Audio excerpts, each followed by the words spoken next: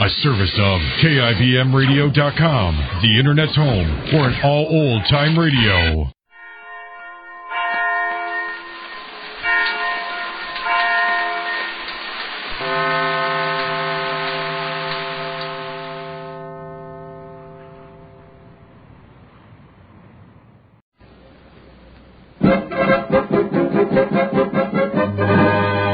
Jerry of the Circus.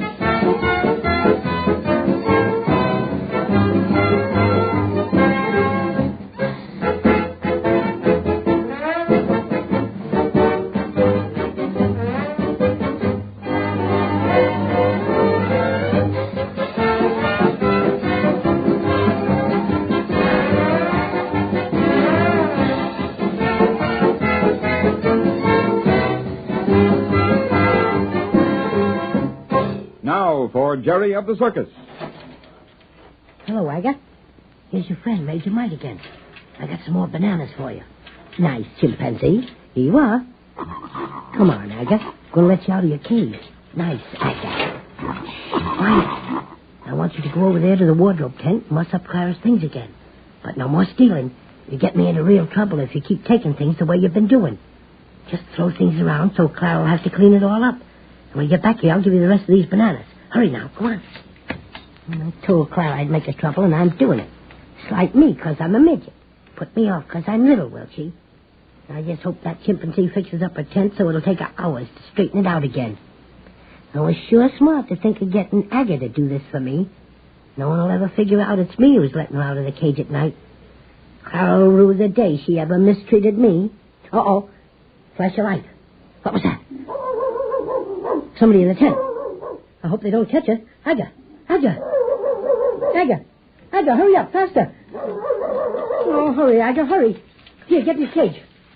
Quick now. Oh, come on. Your bananas are on the floor there. I'm getting out of here. That dog is coming. Rags. Never mind, dog. I know you want to catch whoever it is, but you never mind about that. We'll let Mr. Randall take care of that. Sure, you want to help, but we've got other work to do now. Didn't you see that flash bulb go off? The picture was taken all right. Come on now, Rags. Let's go in and get the camera. Shh. Quiet, Rags. You'll wake up everybody on the lot.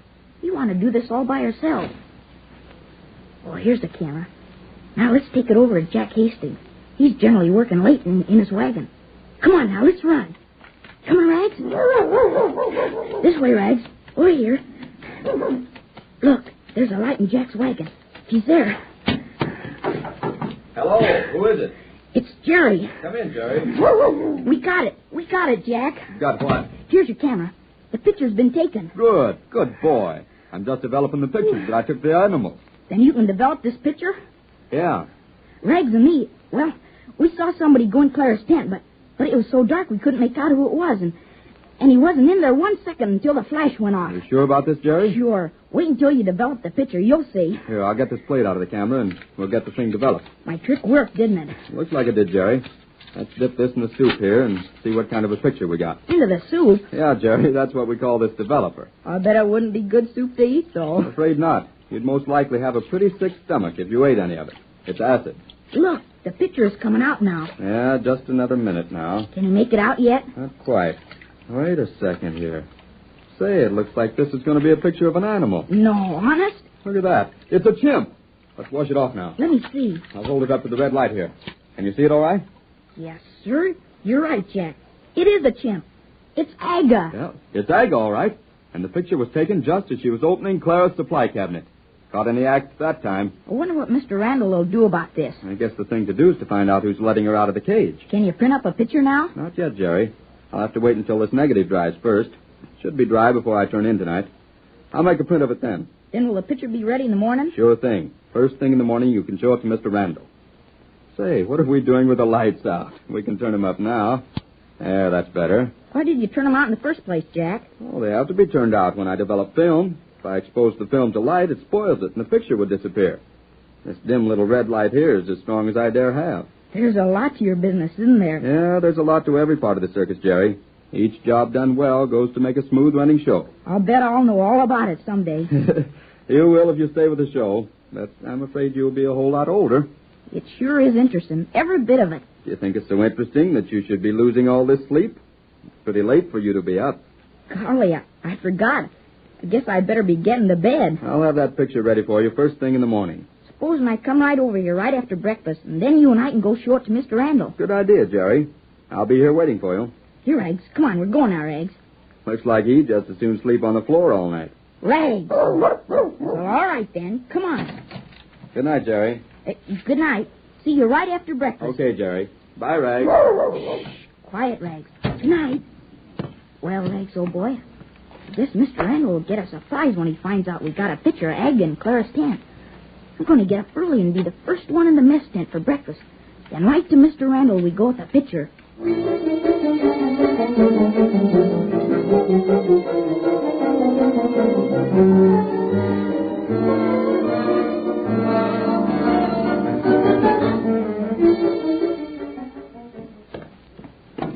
Here's the office wagon, Jerry. Who is it? It's Jack Hastings, Mr. Randall. Oh, come in, Jack.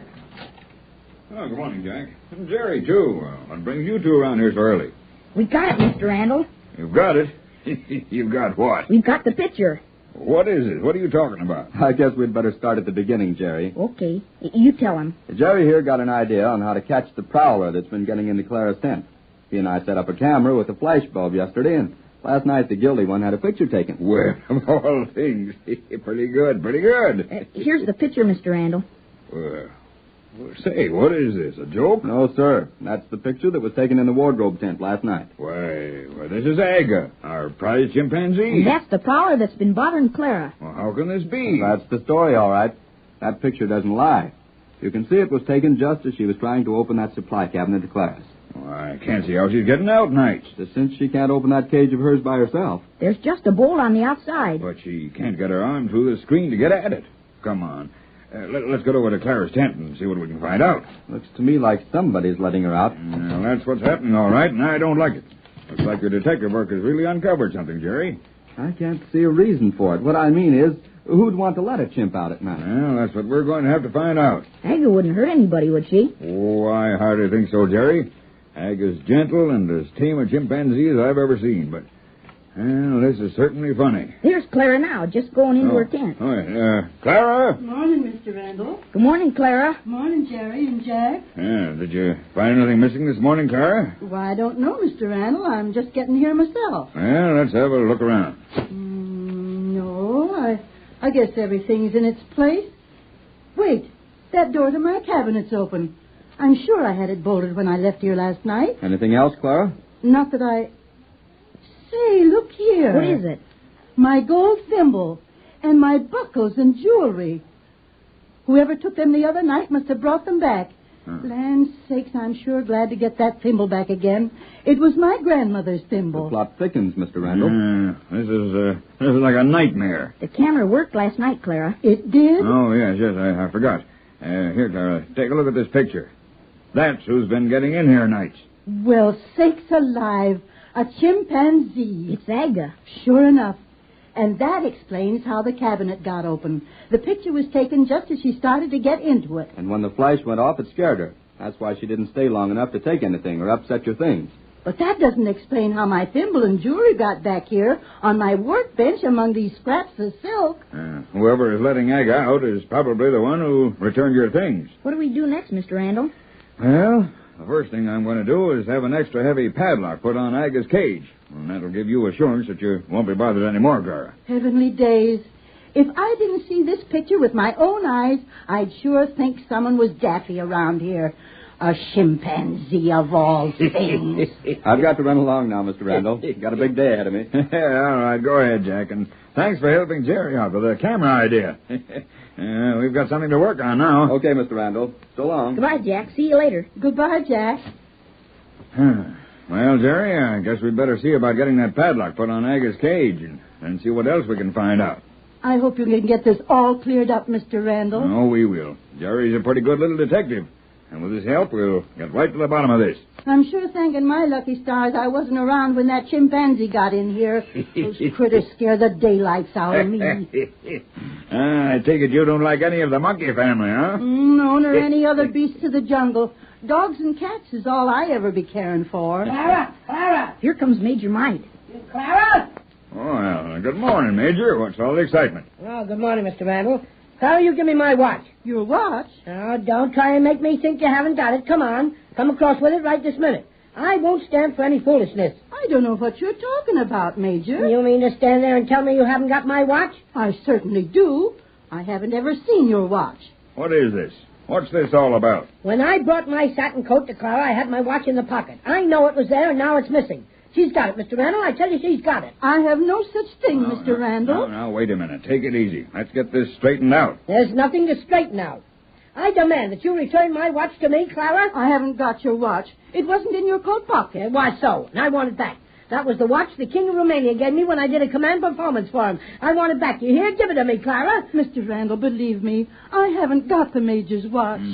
Well, this looks bad. Are you sure you looked through all your things, Major? Now, you keep out of this, young man. Just a minute, Major. It is possible you mislaid it somewhere. Clara says she hasn't got it. She has got it, I tell you. I don't know whether she meant to steal it or whether she's just trying to aggravate me, but I want my watch or I'm going to go to the police. Now, listen, Major. There'll be no going to the police until I call them in. All right, you go back to your quarters now. I'll handle this myself. All right. But I'm warning you. Clara took that watch. It isn't everybody that gets a watch from the King of Romania. So I'll get that watch back. So I'll know the reason. What a temper. I haven't got his watch, Mr. Randall. Honest, I haven't. Well, all right, Clara. You just let me get to the bottom of this. Come on, Jerry. Okay. Goodbye, Clara. Goodbye. You don't think Clara took the Major's watch, do you, Mr. Randall? Hardly, Jerry, but you and I have got a lot of business on our hands today.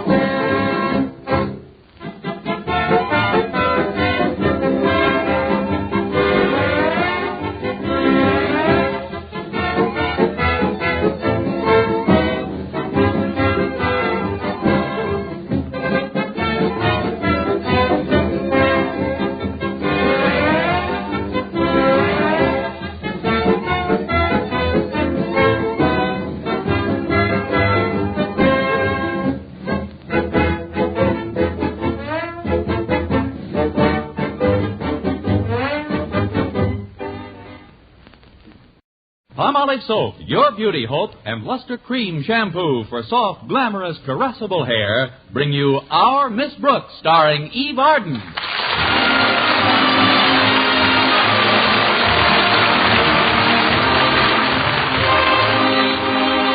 Our Miss Brooks, who teaches English at Madison High School, is as fond of sports as most of us, but somehow basketball was never one of her favorites.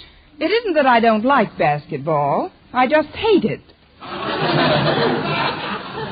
This aversion started when I was refereeing a game in Teachers College, and in the excitement I swallowed the whistle. Of course, it was only a small whistle, but it gets pretty embarrassing when every time you hiccup, traffic stops.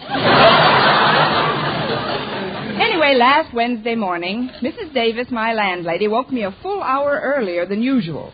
She told me that Walter Denton, the manager of the basketball team, was waiting to see me in the living room. If I could have had one free throw, I'd have thrown him out and gone back to sleep. But Mrs. Davis wouldn't let me. Come on now, Connie. The boy seems very concerned about something. You've got to see him. Oh, all right, Mrs. Davis. Where's my robe? I sent it out to the laundry, Connie. Here, I brought you one of mine to wear. This was part of my trousseau. I took it along on my honeymoon. Oh, we had a wonderful honeymoon. Just you in the bathrobe? No, my husband was along. Heavens, didn't people talk? I just love this robe. It's beautiful material, isn't it? Lovely. What is it exactly, Mrs. Davis? Ostrich feathers over seersucker? No, dear, it's satin, and that big feather boa is worn around the neck. Here, slip it on. There. Now you throw this boa around your neck. So, how do you like it, Connie? Very tasty. Come on out into the living room, Connie. Walter's anxious to talk to you. All right.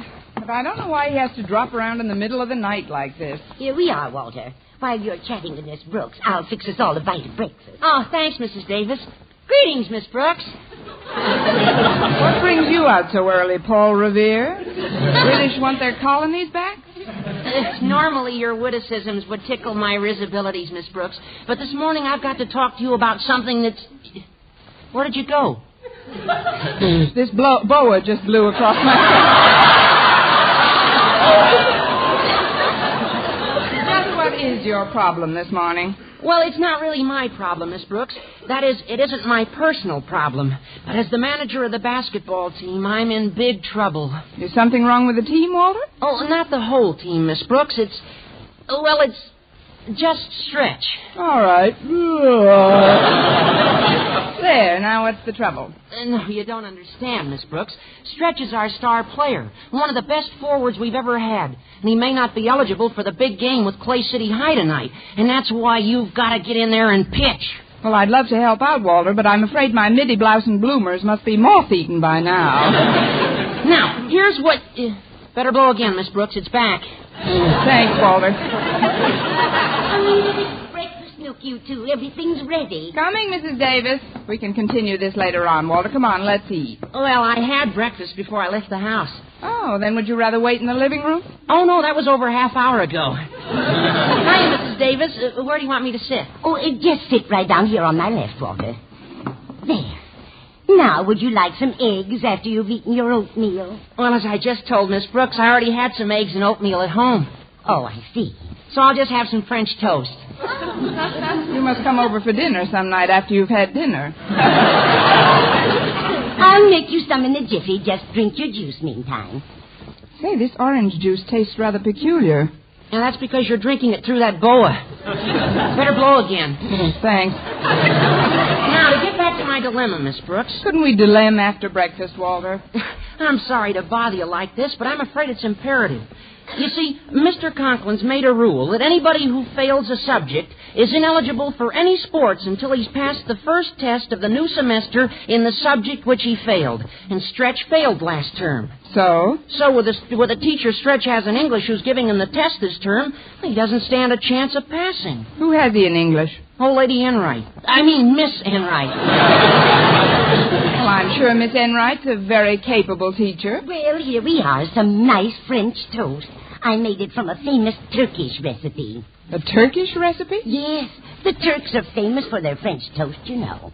They are? Of course they are, Walter. You should taste their Chinese kumquats.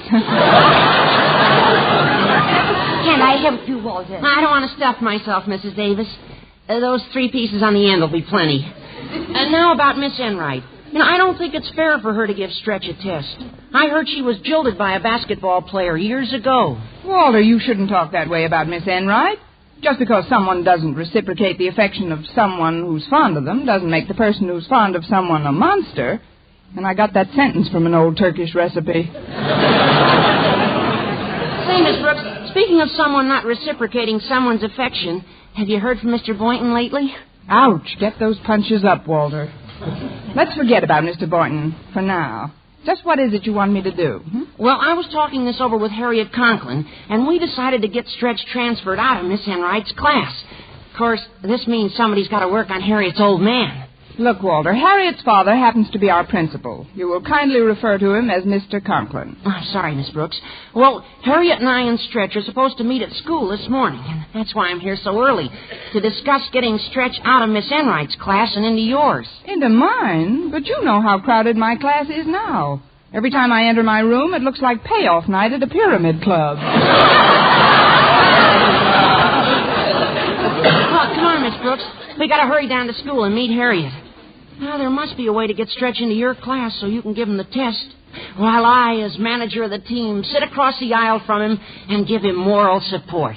Are you sure that's all you'd give him? Oh, I just want Stretch to feel at home. He's not very good in English, and, well, with me there, maybe he'd get more confidence. Confidence based on the mere proximity to one which in the same subject has always flourished so startlingly. If anybody sits near Stretch, it better be Harriet. She at least speaks English. But she's so honest in tests. I mean, she has the most peculiar way of holding her left hand when she's writing down answers.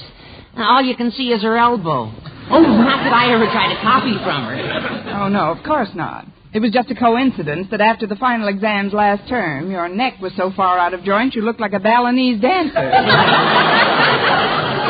No, Walter, as much as I'd like to help you kids, I can't. And the less I see of Mr. Conklin for a while, the better. But why, Miss Brooks? Because Mr. Conklin holds me responsible for what happened last week, remember? The fire in Mr. Boynton's laboratory, which started when the circuit was overloaded after I plugged in an electric heater that belonged to Mr. Conklin. Well, what is that? And then the firemen had to tear down the wall when they thought Mr. Conklin was stuck in the heater vent, which he wasn't because he was locked in the stockroom when I slammed the door on him by accident. And whose fault was that? Yours. That's what I like, a nice orderly mind. Come on.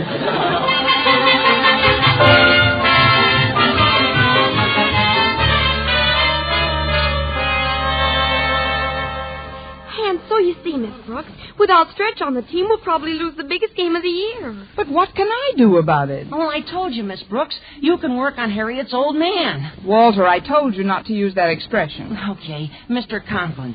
But gosh, other kids have been transferred to other classes. Yes, but not for such a thin reason. Just to win a basketball game is no reason. But this is a Clay City game, and it wouldn't be so bad if the coach hadn't taken sick yesterday. The coach is sick, too? Desperately. This is the saddest thing since Humoresque. Fortunately, we have an ex-basketball star teaching here who's been made temporary coach. But it would just break his heart if he lost his first game. Who is this coach, Harriet? Mr. Boynton. Mr. Boynton? Are you sure? Positive. Well, don't stand there, girl. We've got to go to work on your old man.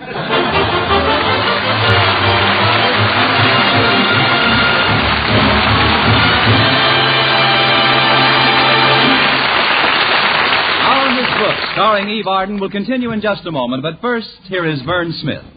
Want to win $49,000 in cash? That's right, $49,000 in cash. The first prize offered by the makers of Palmolive soap in their big, exciting 49 Gold Rush contest. Second prize, $4,900. And there are 4,949 other cash prizes. What a chance to win. $100,000 in cash prizes, and it's easy to enter. Simply finish this sentence, I like Palmolive soap because, in 25 words or less. That's all. Just 25 words or less to finish the sentence, I like Palmolive soap because. Then mail your entry right away with a Palmolive soap wrapper. Easy, isn't it? And remember, thousands will strike it rich in this big 49 Gold Rush contest. Enter as often as you like. Get entry blanks and complete rules from your dealer, or send your entries on plain paper with your name and address and dealer's name and address, plus one Palmolive wrapper for each entry. Mail to Gold Rush Contest, Box 49, New York 8, New York. You better write that down. Gold Rush Contest, Box 49, New York 8, New York. Get Palmolive soap right away to help win a lovelier complexion and try for your share of the $100,000 in cash prizes.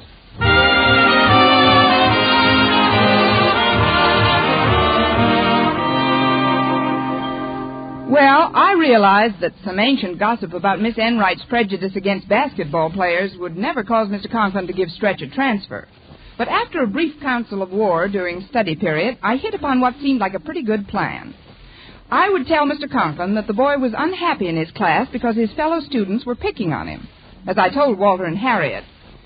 In a democratically operated high school, no boy should be forced to remain in surroundings that are not conducive to his getting the most out of the school curriculum. Bravo, Miss Brooks, bravo. Yeah, bravo.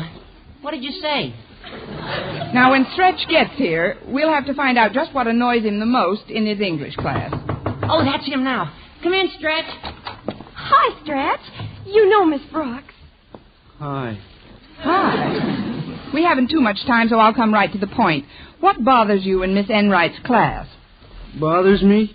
Yeah, they treat you terrible, don't they? The other kids, I mean. The other kids?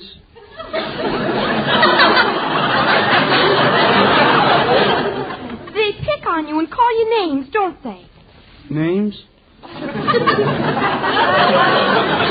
This is the most backward-forward I ever met. Look, the kids do call you one name we all know about, Stretch. Now, why do you suppose they tack that on you? I don't know. Maybe it's because I weigh 112 pounds and I'm 6'5". Serves me right for getting over the flu last year. Look, we're trying to help you become eligible for the Clay City game. You want to play in it, don't you? I sure do, Miss Brooks. There isn't anything I wouldn't do Well, to... then keep quiet and listen. Sorry, Walter. Go ahead, Miss Brooks. Well, first of all, I hate nicknames. What's your real name? Fabian Snodgrass. Fabian Snodgrass? That's right. Look, Stretch. We really want to help you. The kids here feel that if I give you the exam, you'll stand a better chance of passing. Not that there's going to be any funny business, you understand. Oh, I understand perfectly, Miss Brooks. Walter wouldn't want any part of anything that wasn't strictly on the up and up. You said it, Stretch. You just listen to old Walter and you'll be all right. I always do, don't I, Walter? You're our manager and you always know what's best for all of us. Yes, sir. Yes, sir. And if you don't listen, Walter won't tell you about the rabbits anymore. But let's get back to your scholastic achievements, or lack of them. What subjects did you pass last term? All of them, but English. Just barely, but I passed them. And I can't understand why I didn't pass English. I always done my homework very good. Very well. Very well. Stretch, isn't it true that you couldn't always do your work properly because of the other pupils harassing you? I ain't never worked near as hard at any subject as I done in English, hardly. But it wasn't all your own fault that you failed. There were other students in the class, all kinds of students, doing all kinds of things. Yeah, they were a swell bunch of kids, all right. But you know something, Miss Brooks? It wasn't the grammar that done it. No? Then what did done it? Done did it. How's everything? It was the composition that made Miss Enright flunk me. We was allowed to pick our own theme. We were allowed to pick our own theme. Used to, huh?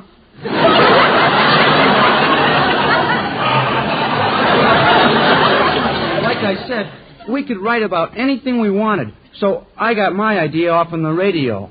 It's not very bright of me to ask, but what kind of a radio idea did you write about? I wrote in 25 words or less, I hate English because.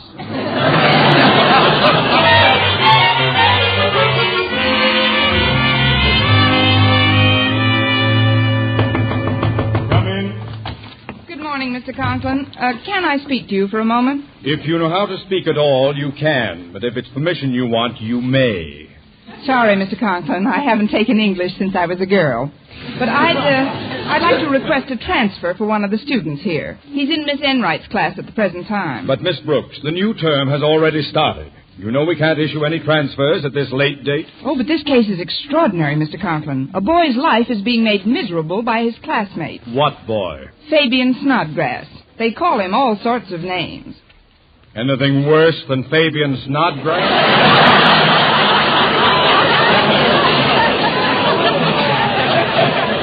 Well, for one thing, they call him Stretch. Stretch? What's so terrible about that? I'm sorry, Miss Brooks, I can't do anything for you. But, Mr. Conklin, he failed English last term because of the conditions in Miss Enright's class. And if she fails him in his test this term, he won't be eligible for athletics. Athletics? There's too much emphasis on athletics in the school system now. No, Miss Brooks, the boy stays where he is. Come in. Well, hello, O.C.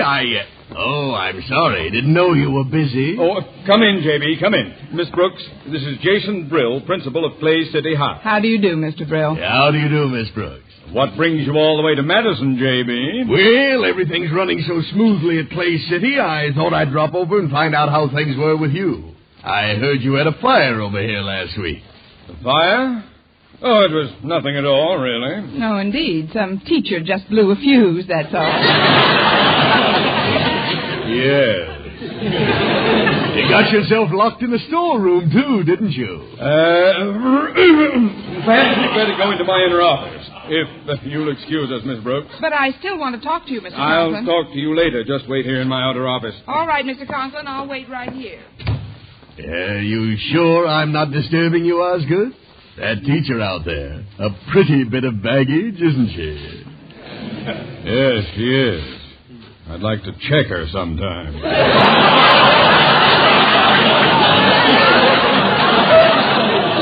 Well, Osgood, we haven't seen each other since the big Clay City Madison High football game. We gave you a good drubbing in that one, 79-0, wasn't it? It was not.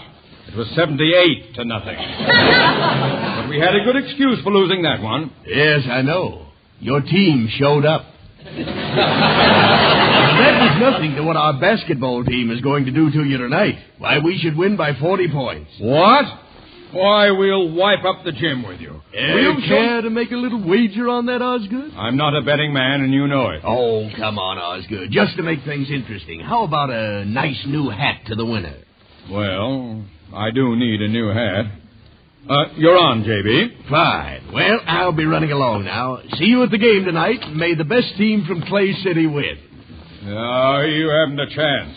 Oh, well, you're still here, Miss Brooks. Yes, Mr. Conklin. Well, goodbye, Miss Brooks. Goodbye, Mr. Brill. Oh, and Osgood. Yes? If you want to, you can check her with me sometime.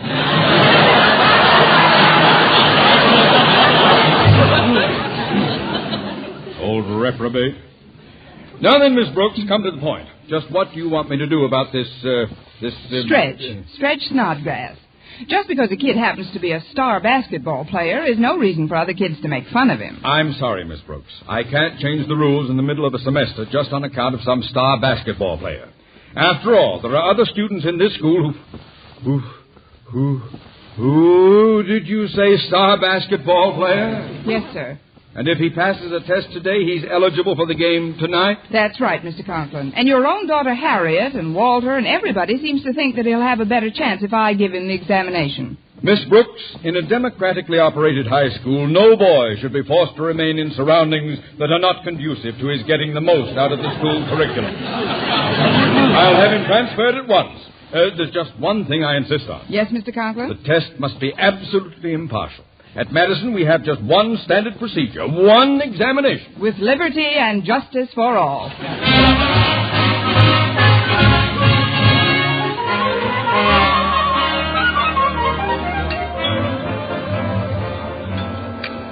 Come on, Walter. There's Mr. Boynton. Okay, Harriet.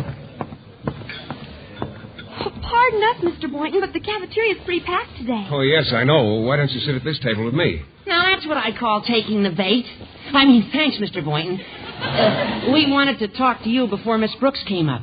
You see, Stretch is taking his English test in Miss Brooks' free period, right after lunch. Oh, but I thought Stretch was in Miss Enright's class. He was, but Daddy transferred him because he doesn't want the boy to be unhappy. Now it's up to us. especially you as basketball coach, to see that Miss Brooks is in a very good mood when she gives him the test. Maybe she'll even let us be there. But what can I do? Well, just be nice. You know, even if she doesn't order salad, spread a little oil around. I'm always courteous to Miss Brooks. Oh, then be more than courteous. Be civil. Well, what my attitude toward Miss Brooks has to do with... She's coming over now. Be terribly nice. Remember, this is the biggest game you will ever coach. Hello, Mr. Boynton. Well, how do you do, Miss Brooks? How are you, Harriet? Walter? Oh, we're fine, Miss Brooks. Won't you join us? Oh, sit right here by Mr. Boynton. I'll move the chairs closer together. There. Thank you. Now then, what looks good today? You do, Miss Brooks. You look simply lovely. Well, that's high praise coming from you, Walter. It should have come from you, Mr. Boynton. Miss Brooks, if you'll just tell me what you want, I'll go get your tray filled up. I really haven't given it much thought. Well, neither have I. That's one nice thing about having a perfect figure. You can eat anything. Oh, I don't think my figure's so perfect.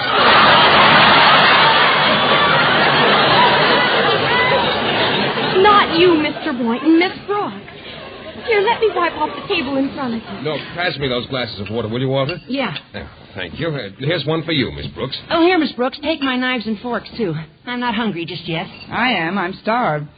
I'd eat some roast beef today if it wasn't so expensive. Expensive? What's that got to do with anything? Mr. Boynton's treating you. There goes the water. It must have gone down the wrong pipe. Yeah, the pipe that likes to go Dutch. Look, I appreciate this attention, but there's something I think you all ought to know. What's that? I'm giving Stretch his eligibility test in private. In private? That's right, and if you'll meet me after school, I'll refund all courtesies extended to me during this lunch period.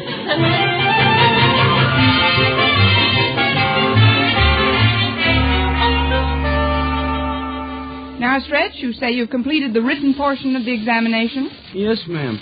To the best of my ability. I was afraid of that. Well, put the papers to one side and we'll get into the oral test. Oh, excuse me, Miss Brooks. What do you want, Walter? I forgot my rubbers. Oh, don't pay any attention to me, though. Just keep going. Hi, Stretch. Never mind that. Sorry. You're on your own, kid. I'll just look around over here. Well, keep away from Stretch. First question. I just want to come in for a minute, Miss Brooks. For what, Harriet? I lost my fountain pen. I'm sure it's in one of these desks. Oh, you go right ahead, Miss Brooks. Hi, Stretch. Hi, Harriet. Why don't you look over here by me? Cut that out. Where do you think you are? Well, she's pretty. It's a good thing that wasn't one of the test questions. Look, Stretch, you're fond of radio shows. Now, just make believe you're on a quiz program. I beg your pardon, Miss Brooks, but I think I left a book in here. This test should have been given in the Rose Bowl. Sit right down, Mr. Boynton. Stretch is about to get the oral test. Oh, well, I'll be very quiet, Miss Brooks. So will Stretch, I'm afraid. But here goes. Question 1. Name 3 plays by William Shakespeare. William who? Shakespeare. He was a tall, thin fellow with a little goatee. Oh, him. 3 plays, huh? Mm-hmm. Maybe I shouldn't look for my rubbers now. Maybe it's just Much Ado About Nothing. Walter! Much Ado About Nothing? He said it, Miss Brooks. That's one answer right. Go ahead, Stretch. Think of another one. Another one? Don't make any mistakes now. This could easily become a comedy of errors. A comedy of errors? Good for you, Stretch. Now, just one more. Why, Mr. Boynton, I'm surprised at you giving a pupil hints in a private test. But, Miss Brooks, I didn't say anything. I'm just rooting for the boy. Oh, well, I guess this is something of a tempest in a teapot. I think I got the third one, Miss Brooks. What is it? Teapot. That is absolutely wrong. Would you like to try for tempest? Yeah, tempest. Next question. What plays did Shakespeare write between the two entitled Pericles, Prince of Tyre, and Coriolanus? Where did everybody go?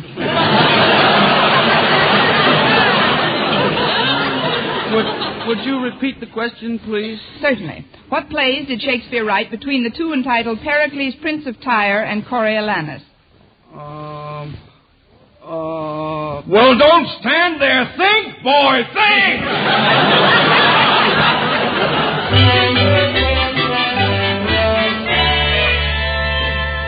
Well, Mr. Conklin, I have the result of both tests, written and oral. Good. Just put everything on my desk here. I'm not even going to check these papers, Miss Brooks. I'm that sure of your integrity. Thank you, Mr. Conklin, but as you know, we weren't alone. Never for the mind test. that, Miss Brooks. The examination was based on the 100% system? That's right, but every once in a while somebody Please, Miss Brooks.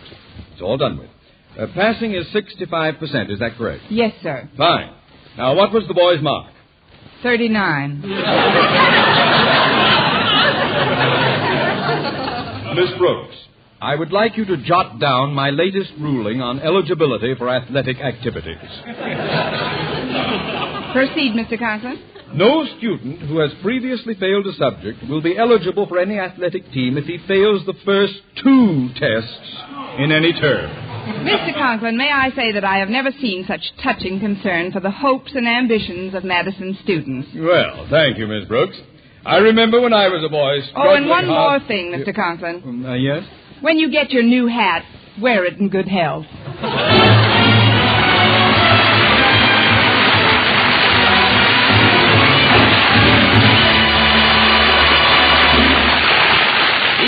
As our Miss Brooks returns in just a moment, but first...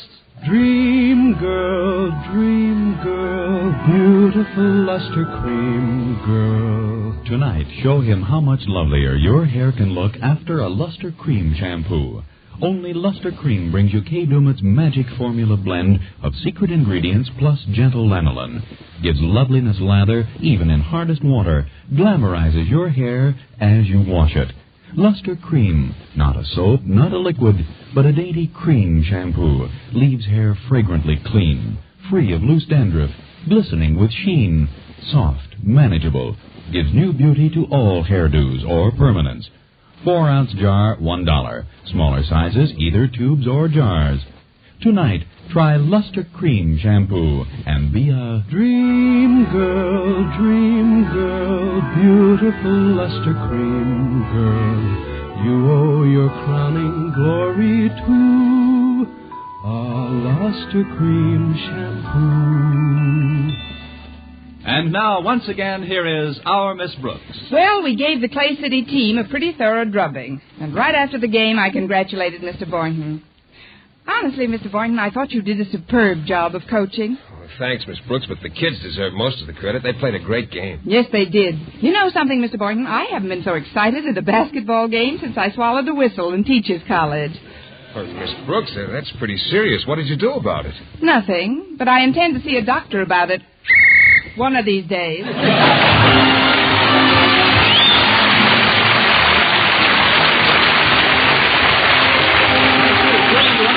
Miss Brooks Show, brought to you by Palmolive Soap, Your Beauty Hope, and Luster Cream Shampoo for soft, glamorous, caressable hair. Our Miss Brooks, starring Eve Arden, is produced by Larry Burns, written and directed by Al Lewis, with music by Wilbur Hatch.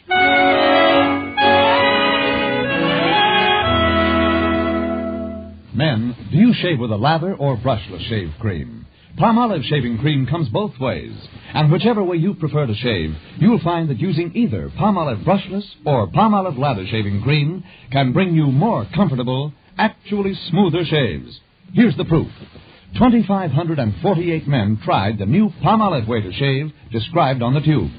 And no matter how they had shaved before, 3 out of every 4 got more comfortable, actually smoother shaves. Get Palmolive brushless or Palmolive lather shaving cream today. For mystery liberally sprinkled with laughs, listen to Mr. and Mrs. North. Tune in Tuesday evenings over most of these same stations. And be with us again next week at this same time for another comedy episode of Our Miss Brooks. Bob Lamont speaking. This is CBS, the Columbia Broadcasting System.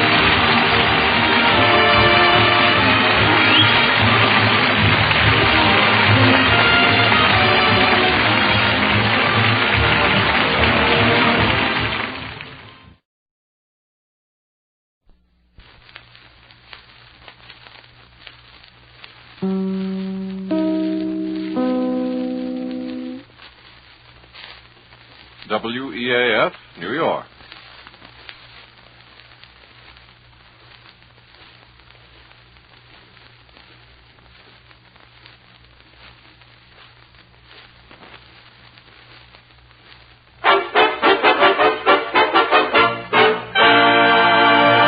A pack of Avalon cigarettes, please. Yes, sir. Oh, just a moment, sir. Don't forget your change. You'd never guess that Avalon cost you less.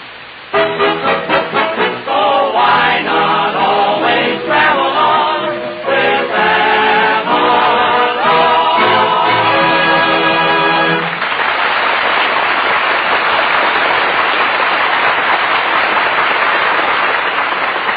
Good evening, friends. This is Del King lifting the cellophane curtain on another half hour of Avalon time with Red Foley, Jeanette, the Avalon Chorus, and Bob Strong and his orchestra. And the only man in radio with patch pockets and pants to match, Red Skelton.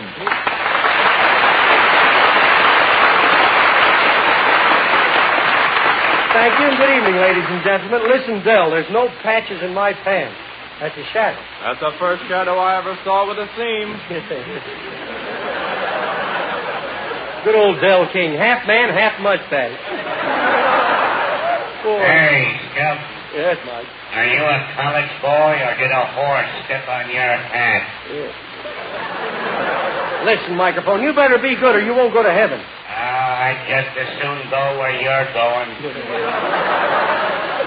How do you know that's where I'm going? You own the place. Yeah. What makes you think I own the place? At rehearsal, I heard the sponsor giving it to you. You don't bother me, microphone. I just got back from Louisville where I paid a visit at the Kentucky Derby. What I mean paid. But I really had a lot of fun down there. You should have seen me. I wore a high silk hat, white spats, a frock tail coat, and for a novelty, I wore shoes.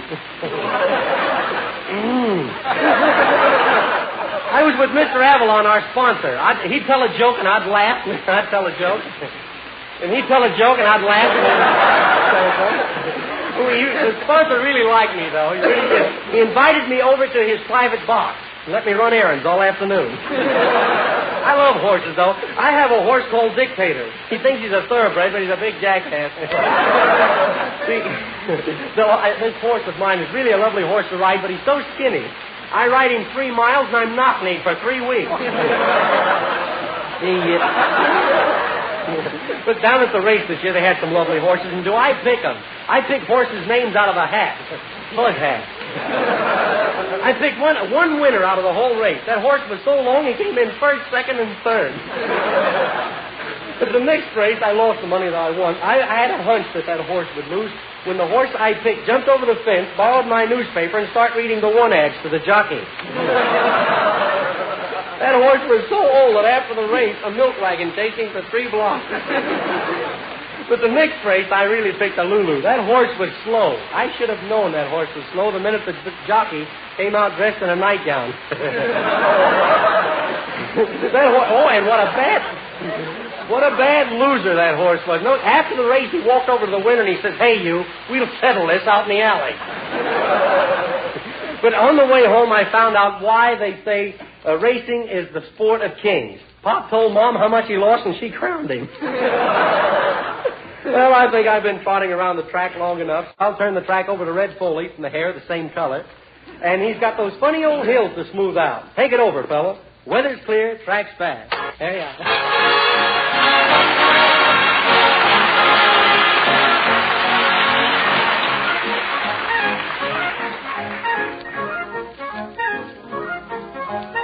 I'm happy on the prairie all the day, singing lady-o-lay.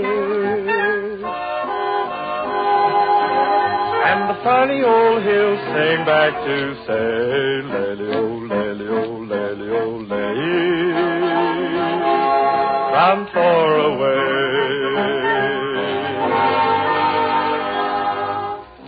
I love the foothills beyond the plain. They love to echo my lone refrain. I'm prairie all the day, singing lay-lee-o-lay. And the funny old hills sing back to say, lay-lee-o-lay, bound for away. I got no gal, I got no pal to keep me company. Only got the funny old hills singing along with me. But I'm happy and it's there I long to stay, singing lay-lee-o-lay. While the funny old hills sing back to say, lay-lee-o-lay, round far away, round far away, round far away.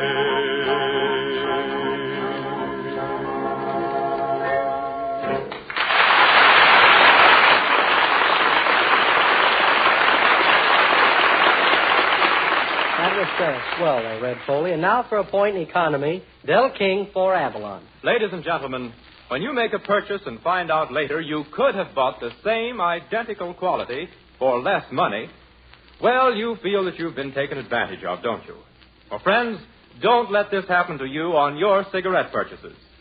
When you can get highest quality in Avalon cigarettes for 3 to 5 cents less per pack than other popular price brands, why pay more?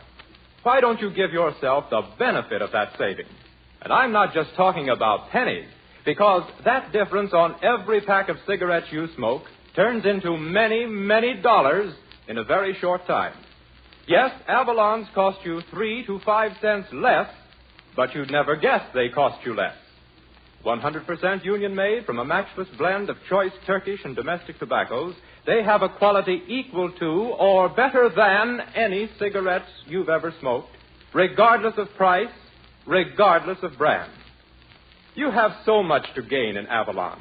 Highest quality, exceptional economy, they're certainly worth a trial. Why not try a pack tonight?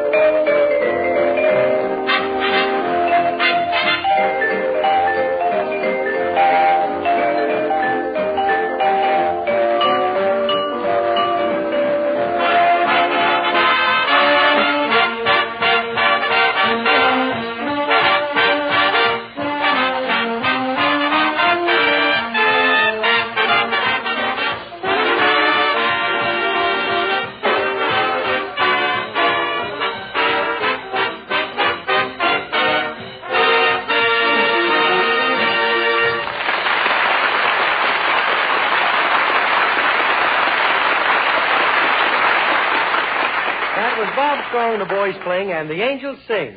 And this is Red Skelton coming from Chicago. A bag of wind from the Windy City. Yeah. Oh, hello, Miss Stillwell. My goodness, I'm glad to see you. Hey, you look nice, and I like your evening gown. It's kind of skimpy, though. Well, what's wrong with it? It's the latest thing. Late? I'd say it hasn't even arrived yet. I think Edna's gown looks pretty nice from what I can see. And you can see plenty. Well, listen to the Cinderella man talking. Cinderella man? Does he have to be back someplace by 12 o'clock? No, but that full dress suit does. I thought that was a rented suit. It is not. The man's let me wear it for nothing. All I have to do is press a button every 2 minutes, and the shirt front lights up and says Ginsburg's Credit Store. Well, the pants are awful droopy. Why don't you buy a belt? Why should I support my pants? They never did anything for me. That's the phone. I'll take it. Hello? Hello. Is this the Ripley program? No, it's not the Ripley program. Why? Well, I got something that's sensational. 2 rats are fighting in my room. You got what? You got, did you hear me? Yeah, I heard you, but I lost my place in the script.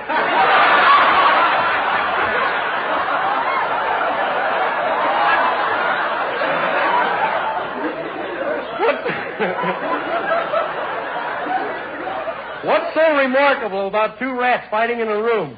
They're wearing boxing gloves. Someone left that guy in Cincinnati. Who's at the door? Well, it ain't Mrs. O'Leary's cow. Hercules, come in. Gee, I bet you've been hanging around the main part of Chicago all day. You got a big loop under each eye. Say, where have you been, Herky? Oh, I've been out gawking at everything. And when I got home, I was too tired to even iron out a few things.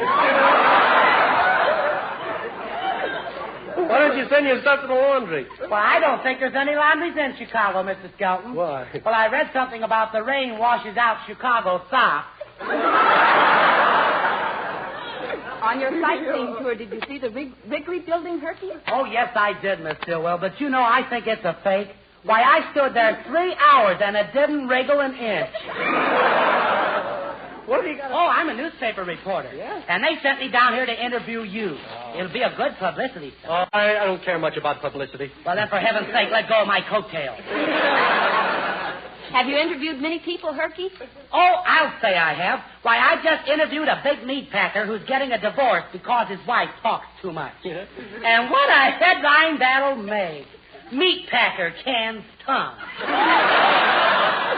Well, so long, Mr. Skelton. I'm out to get another scoop before somebody steals my shovel. Oh,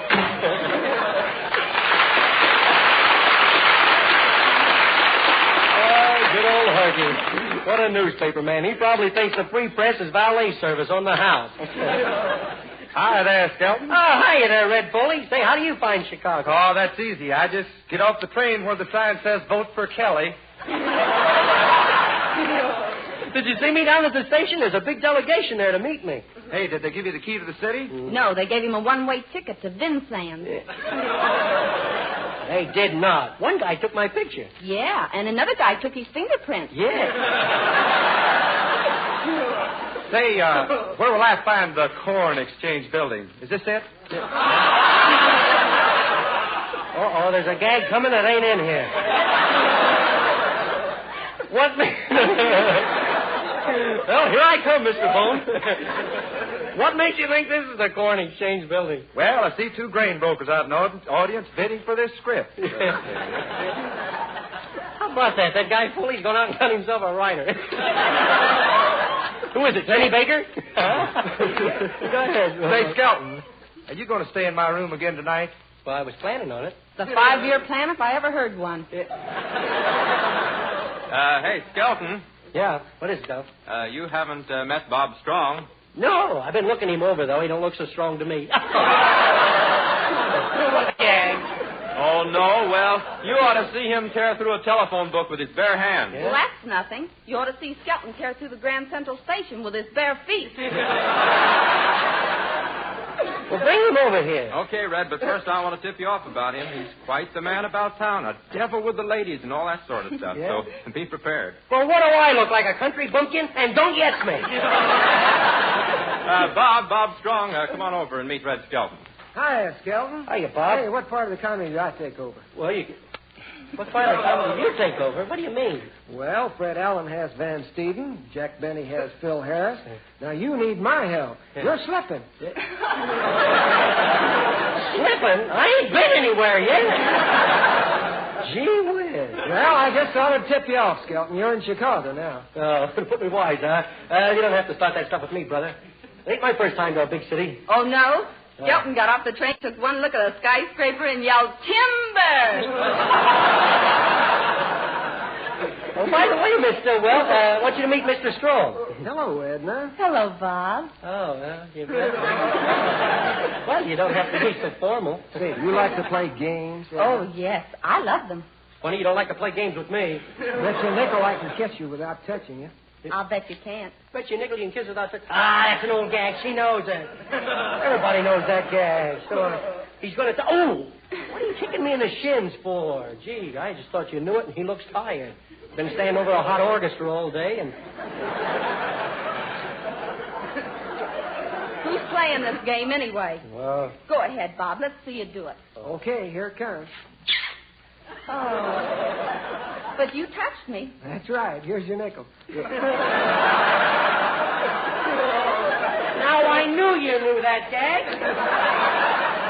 Going around kissing everybody. You don't play games. I can play the same game. I'll bet you I can kiss you without touching you. Okay, put up the $100. Oh, it's enough of that silly business. Play some music. Say, Jeanette, how about singing Heaven Can Wait? Will you, honey?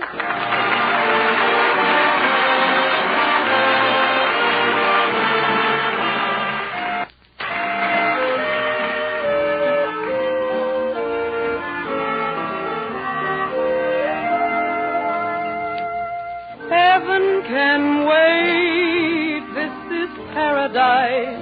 Just being here with you and breathing the air you do.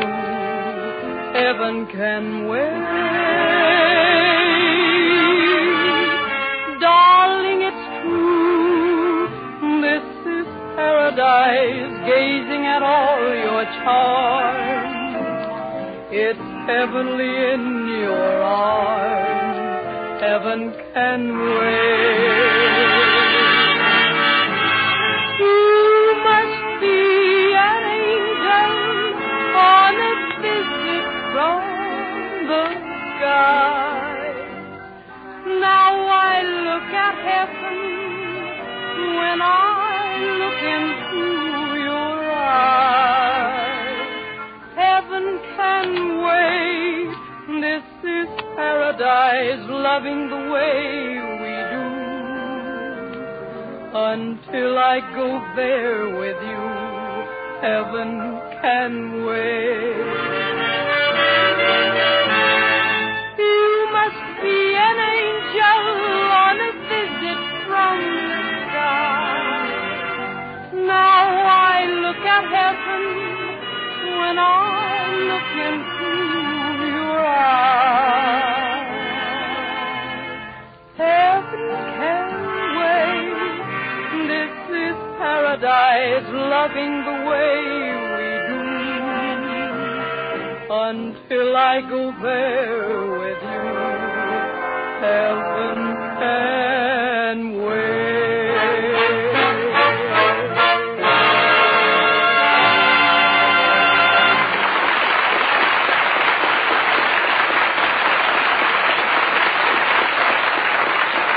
That was Jeanette singing Heaven Can Wait. Next week, ladies and gentlemen. Jeanette, yes. Red, pardon me just a minute, but here's where I take over for Avalon. Hey, wait a minute, Del. Why should the announcer be the only one to handle a commercial? Yeah, why don't you let me sing one? Yeah. I've got a poem. Well, wait a minute. We haven't got time for both. Tell you what I'll do. I'll toss the coin. The winner gets to do what he wants. Toss the coin.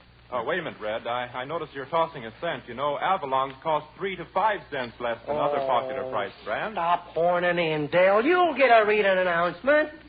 Here, now, wait a minute. There you are, Mr. Well, you win. Home. Go ahead. Okay, here goes.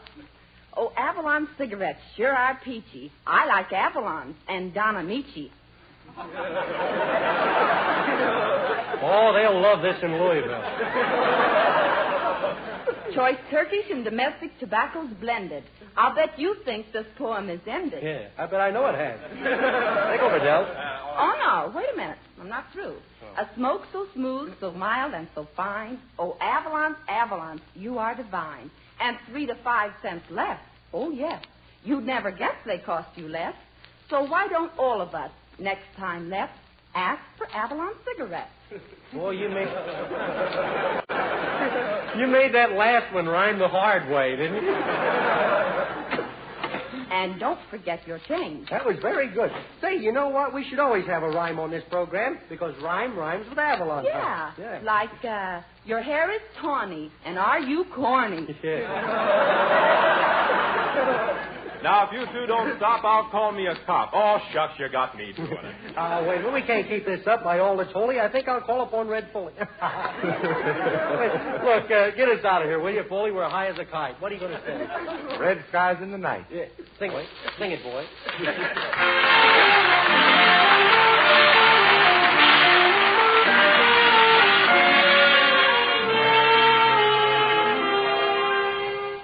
Blue shadows are falling, peace at eventide,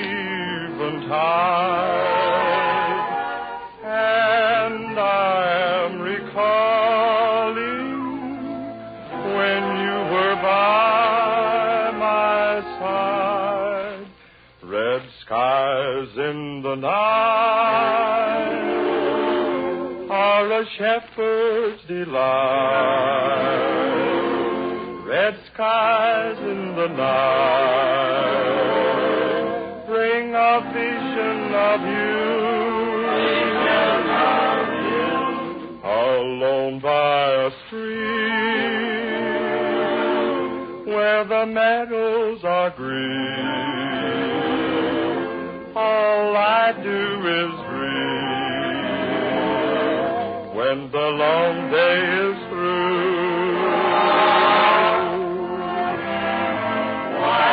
Sheep are straying, you keep calling her name, and my heart keeps saying, I'll come back again. Our shepherds in love, yet I'm lonely and blue. Red skies in the night bring a vision of you. Bring a vision of you.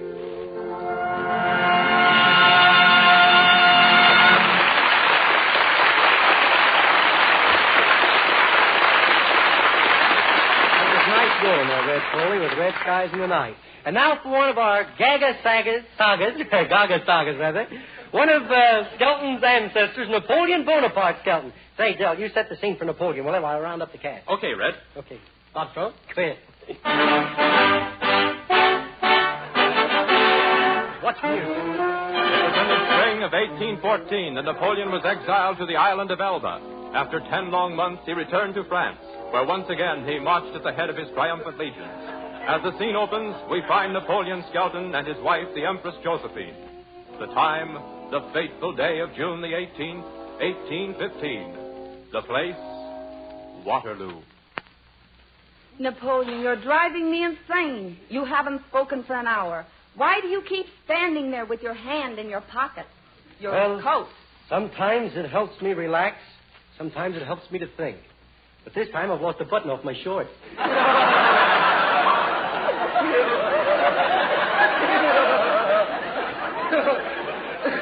I loaned it to the general for a game of tiddlywink. The Countess of Valeska to see Napoleon. Say, that accent. You must be from South France. Uh-oh. Josephine, there's something I must tell you. The Countess is in love with me. Why? Well, maybe it's I don't know. Maybe it's because I'm a big man. Big? Well, you're so short the seat of your pants leaves footprints. Josephine, you forget my rank. I could never forget your rank. Sacre bleu. Well, what'll I tell the countess, Nappy?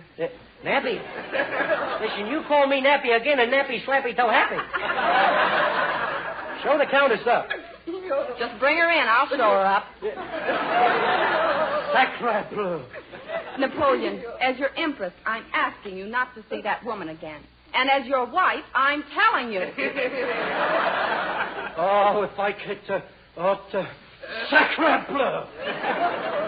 Sacre bleu. Sacre bleu. Can't you say anything but sacre bleu? Sacre purple? I was much happier in Elba. After the war, I think I'll leave France. From what I hear, I know you will. I wonder why the English don't attack. General Dyson, bring me my war maps. I must plan an attack. Here are your war maps, liar. The word fire, that's a misprint. Now we'll attack from the right and we'll open fire in the center. We can't fail. That's the way Caesar won his battle. Copycat? I am not. Napoleon, have you any plan to combat the fact that the English don't fire till they see the whites of the enemy's eyes? Well, let me see. I got it. Have our men to fight blindfolded. You are truly a genius, Napoleon. Oh, no. La belle France! Oh. La belle France! Please. La belle France! But maybe I am slipping. I thought I'd get full of bells. Duke of Wellington approaches by himself, Nappy. Yeah. I wonder what the Duke of Wellington wants. I don't know. He probably wants the truce, the whole truce, and nothing but the truth. Shh. Here he comes. Well, Wellington. Cheerio, Napoleon. Oh, I say, don't bother to get up, old tomato. Yeah. What do you mean, don't bother to get up? I'm standing.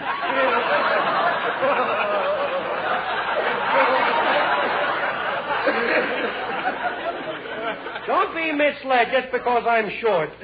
Precious things come in small packages. Yeah, so does poison. Yeah. I say, as commander of the British forces, old boy, I'm asking you to chuck it all. Give it up, you know. Go back to your knitting. What? Will you have some tea, Monsieur le Duc? Oh, thank you. Will you have tea with lemon? Well, I'll drink with anybody. Yeah. Now about this forthcoming battle, old bean, you know it's an impossible task. Run, go, and all that. There's no chance for you.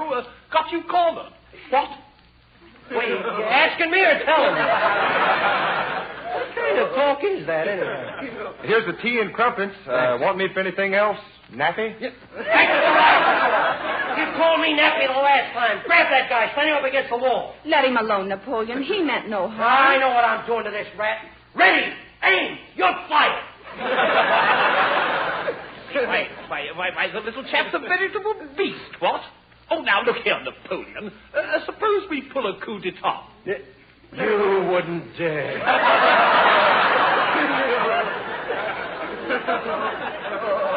What's a coup d'etat? Well, you ought to know. You're French. Well, can I help it if I'm ignorant? Coup d'etat. Now, see here, old plum pudding. We've got you surrounded and outnumbered. Now, why any more needless fighting? All we demand is that you leave France forever. Well, I guess you're right. But where will I go? To leave my Josephine? To leave my friends? Where shall I go? As far as I'm concerned, you can go to Helena. I'll see you in Elba first.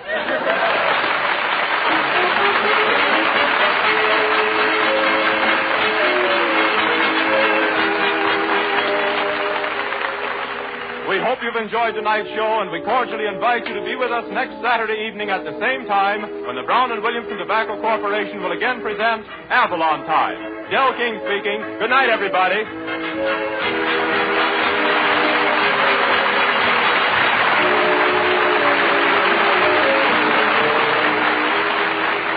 Avalon Time comes to you from our Chicago studios. This is the National Broadcasting Company.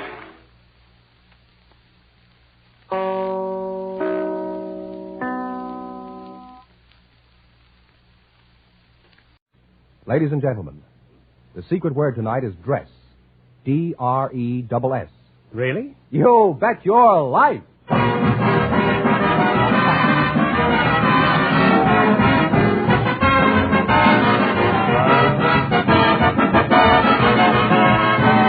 The DeSoto Plymouth Dealers of America present Groucho Marx in You Bet Your Life, the comedy quiz series produced and transcribed from Hollywood. And here he is, the one, the only... Why doesn't he give up? Oh, that's me, Groucho Marx.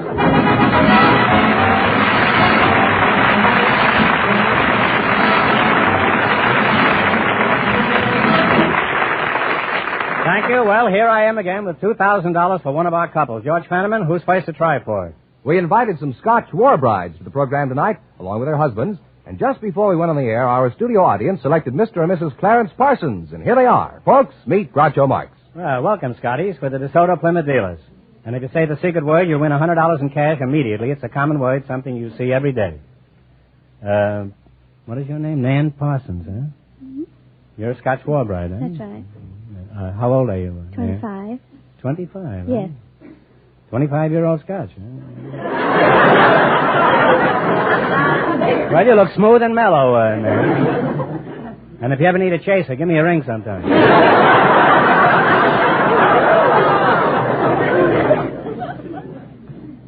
You're the war bride's husband? Yes, sir. Clarence Parsons. That's right. How old are you, Clarence? 29, sir. Are you Scotch, too? No, I'm half English and half Irish. Oh. Half and half. Blended, eh? Where are you from, Clarence? Tulsa, Oklahoma. And what part of Scotland are you from, Nan? I'm from Wishaw. Wishaw? Wishaw, I know Scotland. that song. When you wish upon a star. Is that the theme song of the village? No, it isn't. Is it, for a chick is like the bloom of the heather, her neck was like the swan. Her face, it was the fairest I had ever looked upon. Just as sure as my name is John, when I get back again to bonny Scotland.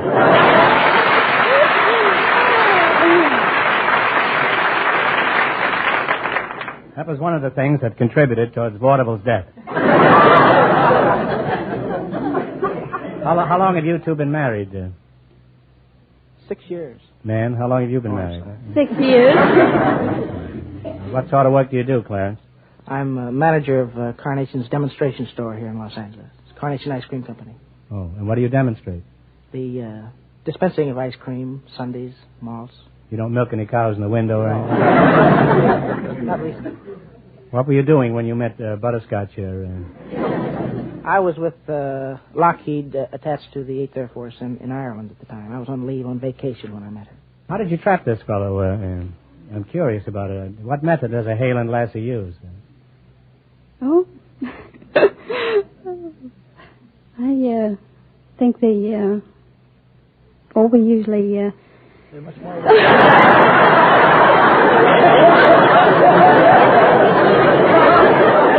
there must be more to it than that, huh? You apparently worked very fast, didn't you, Nan? I guess so, but ordinarily, Why did you wait 4 years over there? You usually wait 4 years in Yes, Scotland? Why do you wait so long? Oh. Does it take the groom that long before he'll cough up the $2 for the license? To trust them. What's that? It takes that long to trust them. It takes 4 years before you know whether you can trust them? It takes longer than that, kid, but you just don't realize it.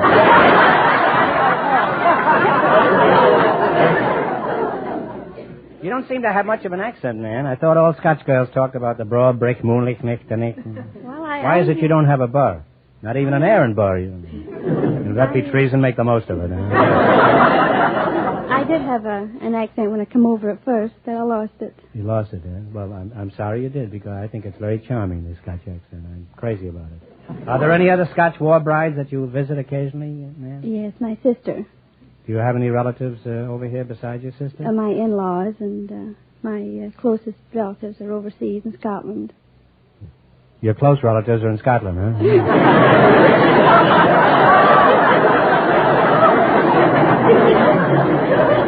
They're going to be crazy about that crack, man. Are the Scots really thrifty, Nan, or is that just a kind of a legend, eh?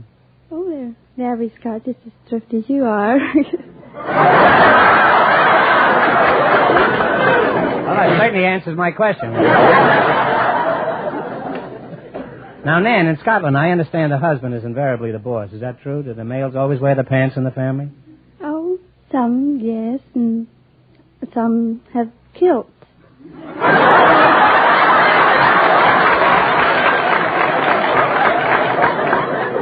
Well, don't you find it confusing when someone says your slip is showing and you don't know whether the remark is intended for you or your boyfriend? Well, you're both very nice kids, and you have every Scottish right to be happy. Huh? Now, let's see if you're going to be the ones who get the chance at the $2,000 question. Now, in just 1 minute, you're going to play You Bet Your Life.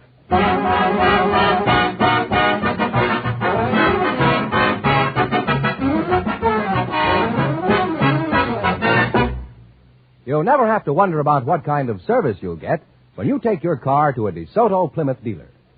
Well, that's where you always get efficient service, courteous service, service at a fair price. Yes, and that's where you'll find out about two truly great new cars, DeSoto and Plymouth. The brilliant new DeSoto, with its sweeping lines, is new from its magnificent full-width front grille to its smart-looking, newly designed rear end. Inside and out, it's as beautiful a car as you've ever seen. Inside and out, it's as practical a car as you've ever dreamed of. When you drive the new DeSoto, you'll be thrilled by the surge of power at your command. And remember, all dealers who sell DeSoto also sell Plymouth, the beautiful car that's packed with value and ready to prove it.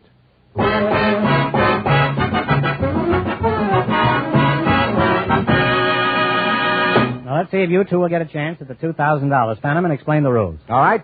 Each of our three couples has $20. They bet as much of that 20 as they want on each of 4 questions. The couple that earns the most money gets a chance at the $2,000 DeSoto Plymouth question at the end of the show. Our other 2 couples are in a waiting room off stage, so they don't know what's happening out here. Here we go. Let's see how high I can build you $20. You selected songs with time in the title as your category. Now, here's your first question. How much of the 20 will you risk? $10. $10. Give me the title of this song. It's Rudy Valley's theme song.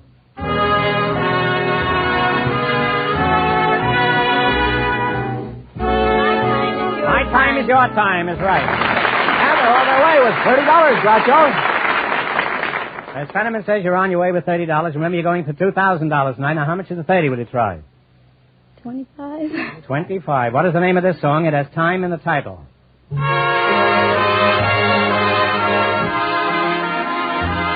Apple Blossom Time. Apple Blossom Time is right. They're climbing. We have $55. You have $55. Here's your third question. How much of the 55? 50.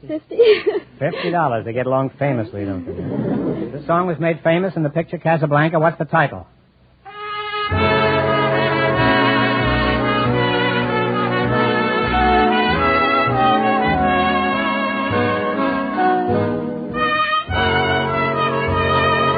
As time goes by. Time goes by is right. They're really up there now. They have $105. Man, you had me scared that time. I thought you were going to blow the Duke. You got $105. Here's your last chance to beat the other couples. How much of the 105 will you try? All of it. Here's your last chance to beat the other couples. You're going to bet $105. What is the title of this song? Okay, Jerry. Time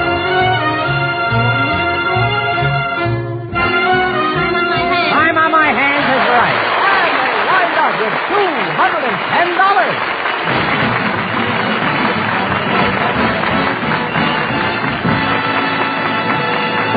Thanks and good luck from the DeSoto Plymouth dealers. Now, don't go away. You may get a chance at the big question. Groucho, the secret word is still dress. Dress. Perhaps our next couple will say it. Perhaps. Just before we went on the air, we selected a married man from the studio audience and a hotel housekeeper. And here they are, Mr. Phil Sonis and Mrs. Vera Isolde. Meet Groucho Marx. Welcome to You Bet Your Life, kids. And if you say the secret word, you divide $100 between you. It's a common word, something you see every day. A housekeeper and a husband, eh?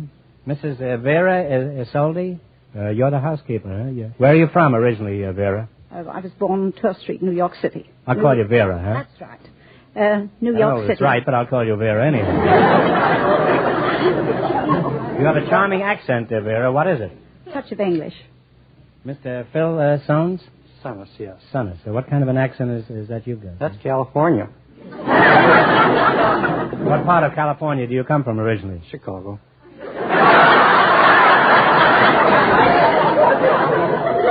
was under the impression California only extended as far east as Pennsylvania. However, I understand they have an option on New England.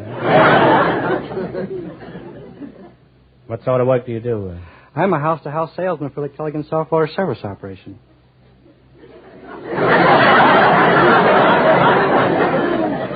You sell houses, you say, from house to house? No, I sell soft water.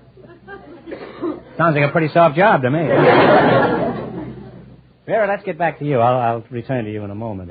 Don't think you've heard the last of this soft water. You're a housekeeper, you say, Vera? Yes. Where do you keep house? The Flamingo in Nevada. Keep house Las for Vegas, a flamingo? Huh? You mean you run a bird cage? No, What is the flamingo? it's the most beautiful hotel in Las Vegas, Nevada. Oh, Las Vegas. Oh, a squirrel cage, huh? You got me all confused. What does this menagerie look like? We have wonderful grounds and a very, very nice casino. Was that big casino or little casino?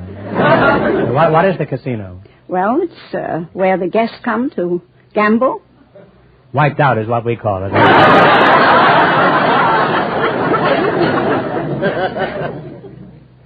You get any free shots at the roulette table? I don't gamble. I don't understand gambling. That doesn't stop the other people in Las Vegas. You say you don't gamble at all? You don't understand it? What's a double six in craps? Boxcar.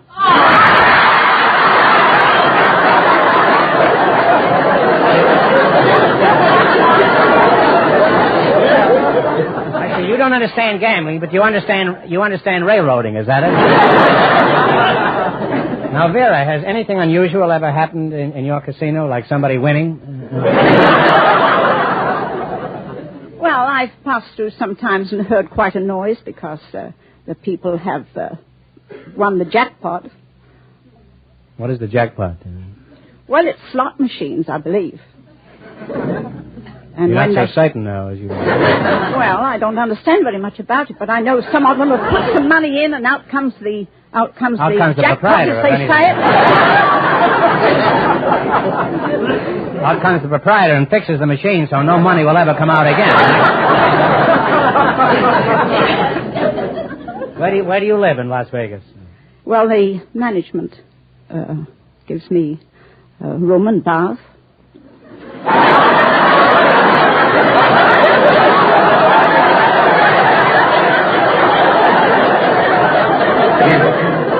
I understand the room, but who gives you the bath?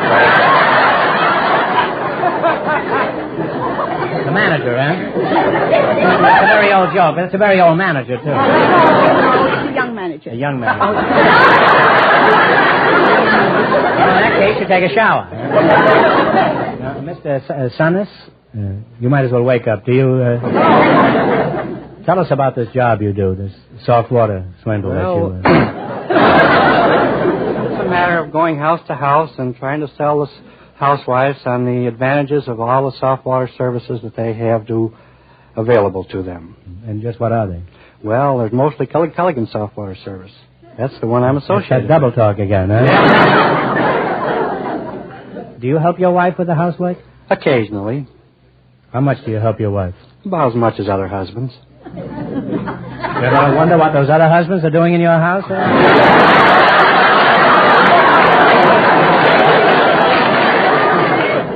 How long have you been married, Phil? About 10 years now. Now, how'd you meet your wife? Well, again, it gets back to the soft water business. I was a house-to-house What's the name of it? The Kelligan soft water. Rang the doorbell, and this very irate young lady came to the door. She was very much provoked, and her hair was in shambles. But shortly after I got through... Shambles? In shambles? Well, is that near there? When did she get her hair back, huh? Well, after I got through telling her about my product, she threw her arms around me, kissed me, and the next night we had a date, and I was able to explain to her the advantage of soft water.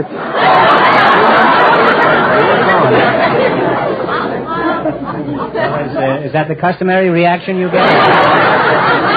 If you use the proper approach, it's the customary reaction. Do you need somebody to work the other side of the street?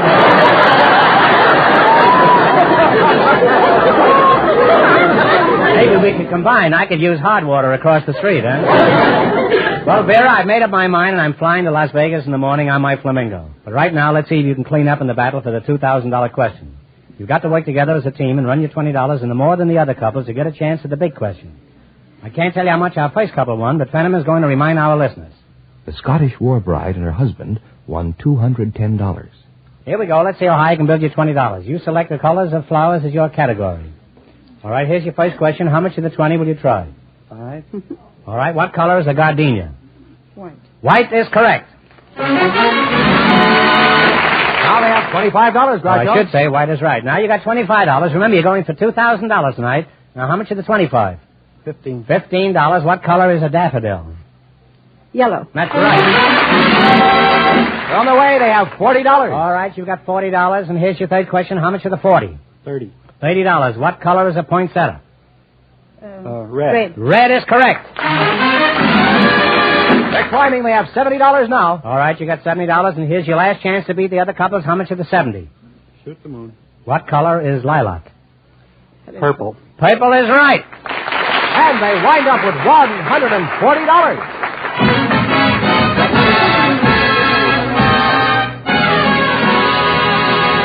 Thanks and good luck from the DeSoto Plymouth dealers. Now, we'll soon know who gets the chance at the $2,000 question. Friends, you'll find a DeSoto Plymouth dealer ready and eager to serve you no matter where you drive. And driving my friend's a distraction. Like to come along, Fenneman? Well, I'll go as far as the nearest DeSoto Plymouth dealer, Groucho. I don't want you any further, Fenneman. Well, that's where I know there's expert factory-trained mechanics who give your car and my car the same watchful care a mother gives a baby. Did you ever try to burp at a soda? Expert mechanics work with factory-designed and approved tools and equipment to give you the best service job you can get, no matter what the make of your car. So visit him the very first thing tomorrow morning. Now, won't that look pretty? All those people driving around in their pajamas. All right, Fenneman, who's ahead in the battle for the $2,000 question? Well, the Scottish couple are ahead with $210. And the secret word is still dress. We invited some glass blowers and some movie stuntmen to the program tonight, and just before we went on the air, our studio audience selected glass blower Richard Seaman and stuntman Bob Morgan. And here they are. Gentlemen, meet Groucho Marx. Welcome, boys, for the DeSoto Plymouth dealers. And if you say the secret word, you'll divide $100 in cash. It's a common word, something you see every day. Mr. Richard Seaman. Yeah. You're a glass blower, is that right? That's right. Well, blow me down. Where are you from? Kansas City, Missouri. Mr. Morgan, Bob Morgan? You're the stuntman, huh? Yes, I am. How's tricks? I don't do tricks. I do stunts. Well, how's stunts, huh? Where are you from, Bob? Mount Carmel, Illinois. Pretty sticky place, isn't it? Where do you do your glass blowing? I don't. Mr. Seaman. At the Glasscraft Company. The Glasscraft, huh? Is that anything like the Chris Craft? No. That's a boat. That's a boat, huh? Well, this is a boat glass blowing. We're talking about new. So what do you do in your job? Well, we take molten glass and on the end of a blow iron and form it into different shapes like perfume bottles or television tubes. What's your most popular item? The television tubes. They're in most demand right now. Why is that? Well, they're scarce and everybody wants them. Everybody wants them? They're there. Not people who are employed in radio. Have you ever had the hiccups while blowing a light bulb? And all you got were percolator tops?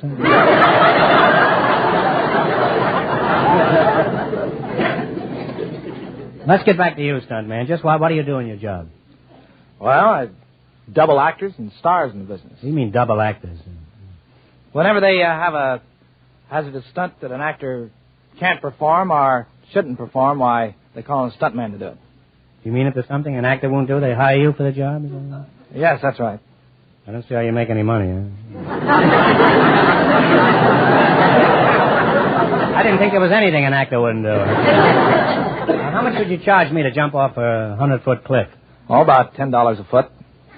Well, that's cheap enough. All you have is 2 feet, huh?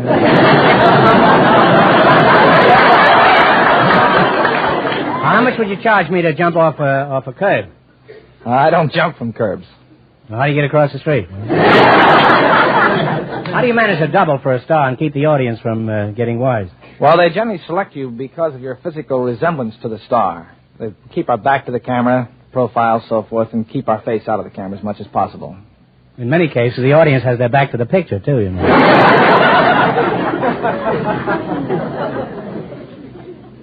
Our listeners would like to know how you do some of these stunts. For example, say you jump off a 500-foot cliff. How do you manage it? Well, ordinarily they will put a parallel about 10 feet below the top of the cliff. And the stuntman will jump to the parallel, and they'll cut away to a long shot of a dummy flying through space and landing. Do they ever get confused? Not yet. Now, glassblower, are you getting the jitters listening to all this mayhem? No, I haven't. How did you get to be a glassblower? Well... Did you start off to school one morning, twirling your books and say, when I grow up, I'm going to be a glassblower, and nobody's going to stop me? That was the last thing I ever thought it would be. Just looking for a job and... Well, you went someplace where they were blowing glass? And, yes. And they asked you if you had any experience? And you lied, huh? That's right. How do you blow glass? Do you chew up old milk bottles and puff? No, we take molten glass and we make different articles out of it. After you get it on the end of this blowpipe, it's about 4 or 5 feet long, while you can blow it into different shapes. Or Can you control the shape of the things that come? Any shape you want. You can, huh? Mm-hmm. Well, I know what shape I want, but I don't know whether you can do it. Now, what happens after the glass is shaped? We anneal it. I beg your pardon. It's annealed. It's an eel? I thought it was a television tube. No, it's anneal. A-N-N-E-A-L. You don't have to spell it. All the kids are in bed by now.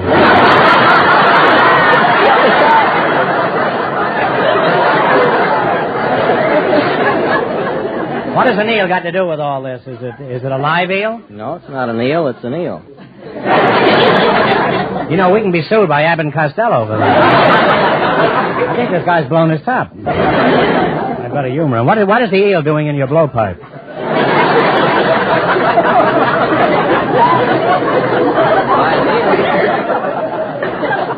Well, by that I mean anneal. You take the glass over to a furnace and you take the strains and stress out of it. And that's anneal.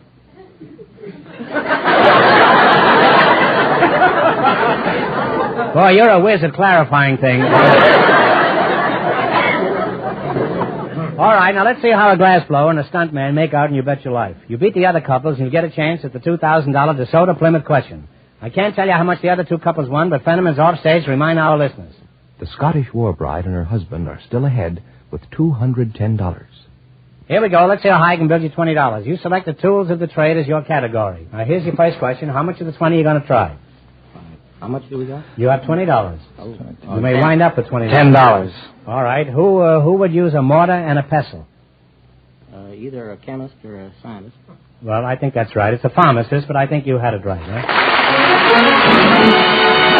Run away with $30, Groucho. All right. You're running along. You got $30. Remember, you're going for $2,000 tonight. Now, how much of the 30 will you try? $20. Who would use a stick and a press? Printer, for one thing. That's right. A printer is right. Next time, we have $50. Here's your third question. How much of the 50? Talk it up now. 25. How much? 25. $25. Who would use a transit and a plumb bob? A surveyor. A surveyor is correct. Now they have $75. All right, you got $75. Here's your last chance to beat the other couples. How much of the 75? All of it.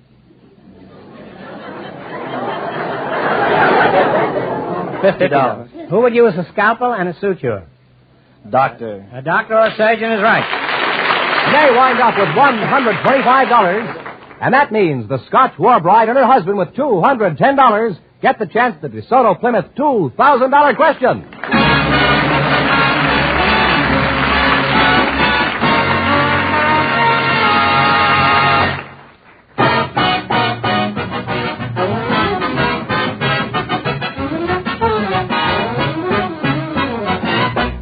Prompt, courteous service at a price that's fair. That's the creed of every DeSoto Plymouth dealer. When you drive in for service at the sign of a DeSoto Plymouth dealer, you can count on this. Expert mechanics working with factory-approved tools and equipment will give your car the careful attention you want it to have. They'll do a better job on your car in a shorter time, and that means money in your pocket. It also means a car that will give you faithful, economical service for miles and miles. So next time your car needs service, stop in and get acquainted with a DeSoto Plymouth dealer. And remember, all dealers who sell DeSoto also sell Plymouth.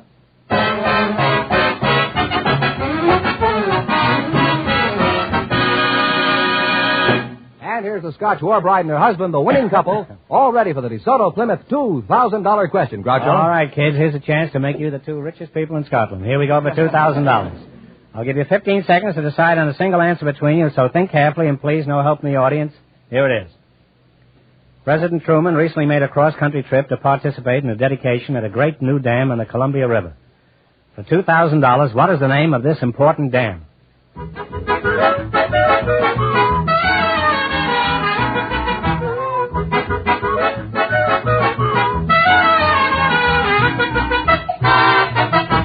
Okay, what's the answer you two have decided upon? Grand Coulee? That's right.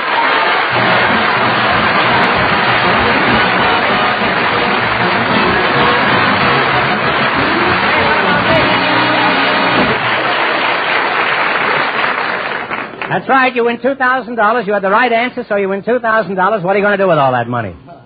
She's going to do it. What are you going to do with it, I'd man? like to give my husband's mother some of it, help her out. She's been so wonderful to me.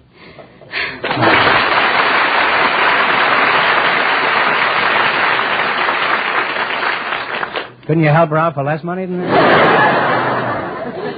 All right, you win $2,000 plus $210 in the quiz. You really cleaned up tonight. Congratulations from the more than 3,000 DeSoto Plymouth dealers from coast to coast. You bet your life.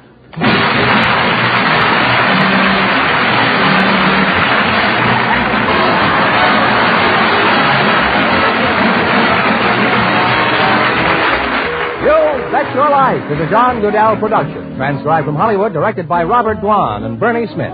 Music by Jerry Fielding. Be sure to tune in again next Wednesday night at this time for the Groucho Marx Show, You Bet Your Life, presented by the more than 3,000 DeSoto Plymouth dealers of America.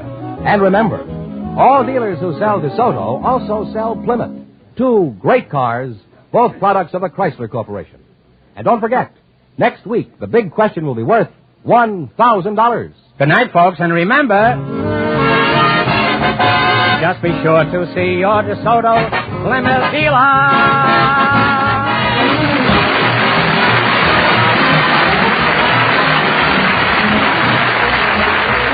Folks, here's a tip from the National Safety Council. Don't wait for a rainy day to check your windshield wipers. This is George Fenneman, signing off for the more than 3,000 DeSoto Plymouth dealers from coast to coast.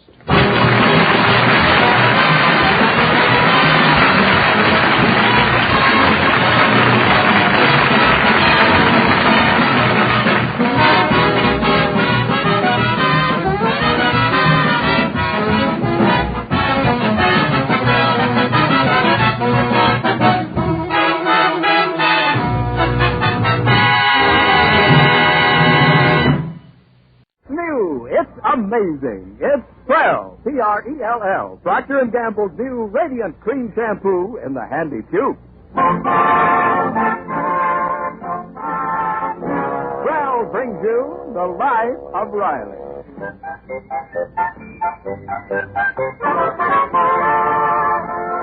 Prell, the shampoo that removes unsightly dandruff in as little as 3 minutes and leaves hair radiantly clean, radiantly lovely, presents The Life of Riley, with William Bendix as Riley.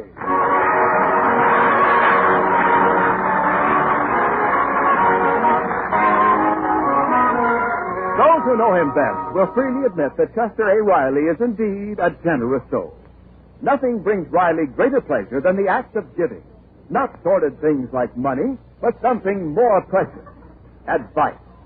For instance, the other night, Riley had a dinner guest, a young fellow who works alongside of Riley at the plant, and during coffee, Riley was sounding off.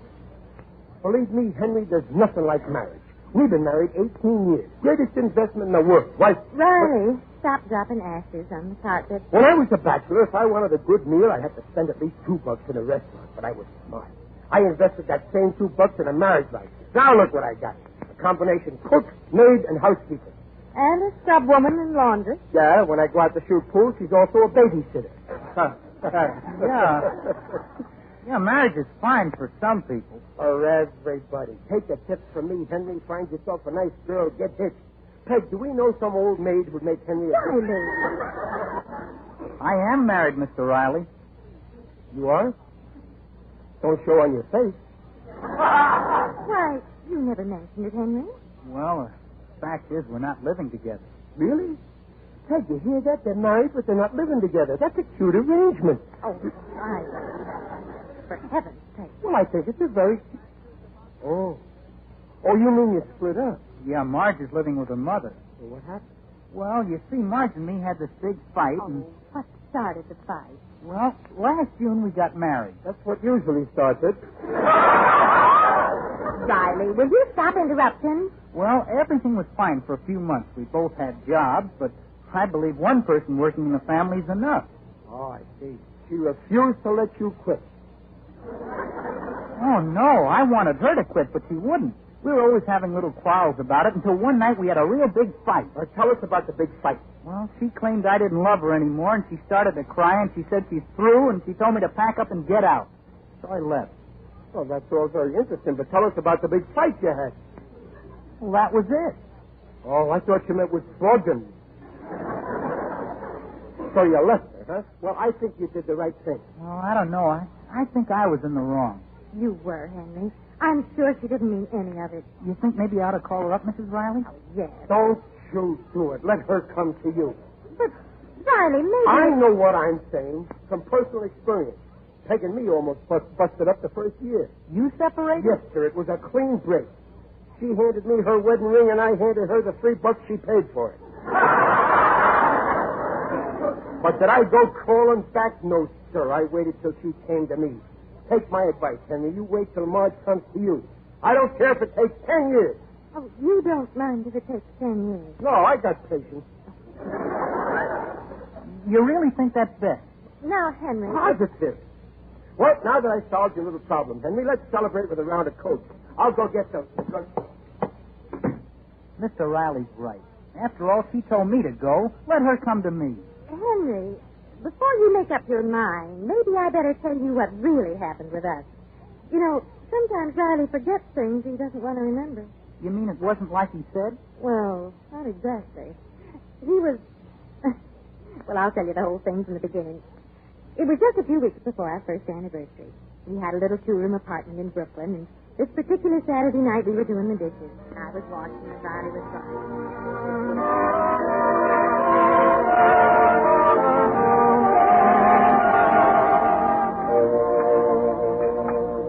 Any more dishes to wipe, Peggy? Oh, that's all right, dear. I'll finish up by myself. You run along to your poker game. Well, I hate to leave you alone like this. Oh, I don't mind. I got some letters to write. I haven't written to Papa in weeks. Oh, when's the old buzzard coming back from Brazil? Jester, you promised you wouldn't talk that way about Papa. Well, I know, but I can't help it. I can't forget how he insulted me when I broke the news we were married. Well, that's all past Imagine now. offering me $50 to have the marriage annulled. Now, your mother's different. She was real sweet about it. She offered me $100. Now, you stop, Jester.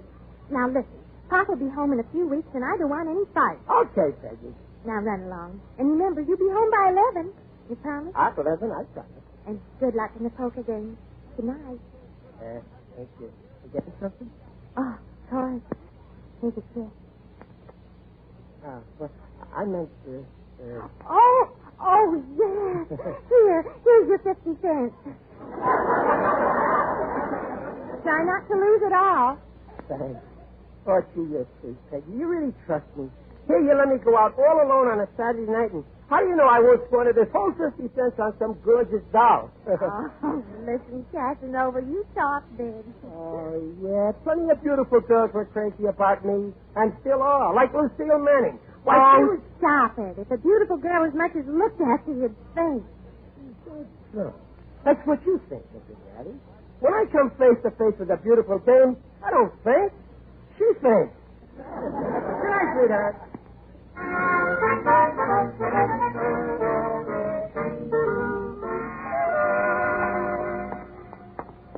Well, here's where I leave you, Gillis. So long, Riley. Great little session we had tonight. Yeah, it was a great game. Why are you so jumpy, Rainy? Oh, nothing. What time is it? 5 o'clock. 5 o'clock? Holy smoke, I promised Peg I'd be home by 11. So what? You still got 6 more hours. I mean 11 last night. Oh, so that's it. Afraid of the ball and chain, huh? Get her pipe down. You wake her up. Good night, Sonny. Don't let Mama spank too hard. Wise guy. Oh, I hope she's asleep. She's asleep. Good. I hope she don't wake up. I'm 6 hours late. I could tell her my watch is slow. Yeah, that's a good excuse. I haven't got a watch. Darn those mice. I got to rent a captain. Oh, it's my shoes. I better take them off before I wake Peg.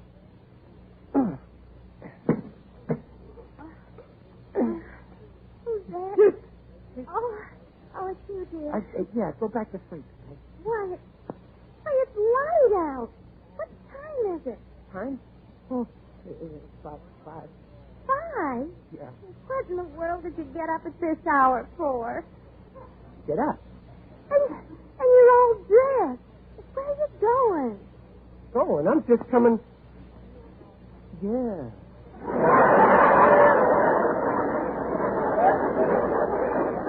Yeah, I'm going. To work. That's it. Work. Hi-ho. It's off to work, we go. Oh, but Chester, it's Sunday. Yeah, but, well, I got a special job to do. Oh, that's awful, dear. Why didn't you tell me last night? Well, it just came up. Goodbye, Peg.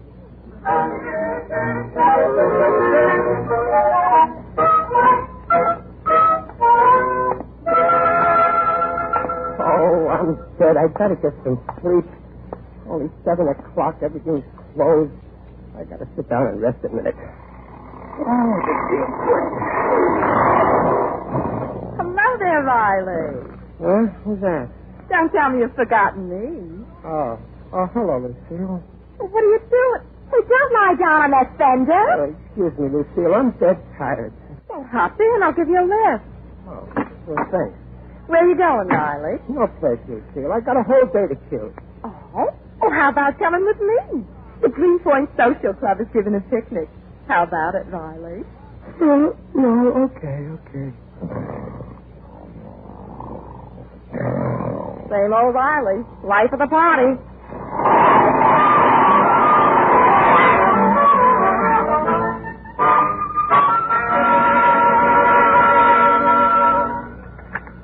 Hello? Hello, Peg.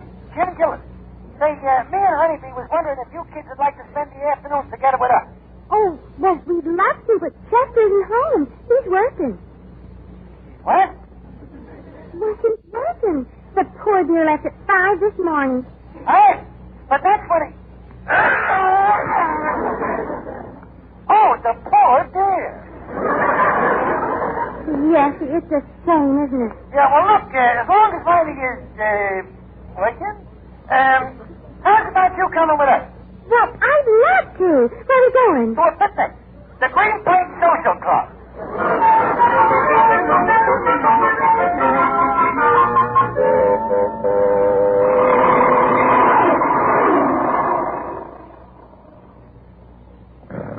Well, we're here. Riley, we're here. Wake up. Well, where am I? At the picnic. I'm Lucille, remember? Lucille! What am I? You kidnapped me. What? Come on, Riley. Let's get out of the car. Well, don't try to kiss me. I'm married. Why, you conceited ape. You don't think I brought you out here because of your fatal charm? Oh, you mean you don't care for me that way? I don't care for you anyway. I happen to be meeting my boyfriend here. I'll see you around. Okay. I think I'll go over to that clump of trees and stretch out and take a snooze.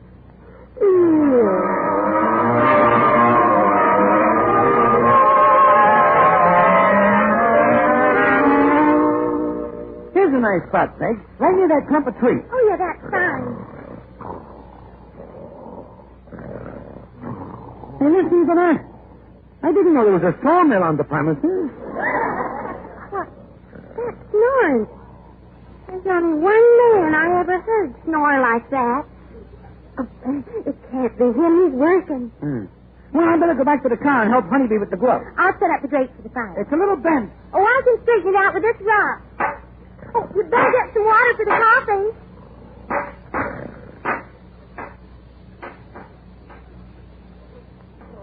Well, what's that? What? Who's hammering like... Oh, that dame over there. A guy can't take a nap without some dame blasting his head off. Hey, you cut the noise! Listen, lady, what the idea makes you... Who's hammering like... Oh, that dame over there. A guy can't take a nap without some dame blasting his head off. Hey, you cut the noise!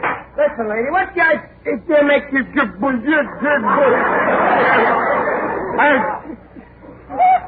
Excuse me, I got the wrong lady. Jester Riley, what are you doing here? I thought you had to work today. Well, you see, I just said so. You lied to me. You don't love me anymore. Yes, I do, honest. Don't cry. Get away from me. How could you be so mean? Leaving me at home and going to a picnic all by yourself. Oh, no, I didn't come by myself. I came with Lucille. But Peg, you don't understand. I just let Lucille pick me up. Don't cry, Peggy. Come home. I can explain the... stay in the same house with you. If we're through, you can pack your things and get out. Okay. If that's the way you want it, I'm through, too. I never want to see you again. Well, don't worry. You won't. I'm leaving for good. I'll show you. I'm going home to my mother.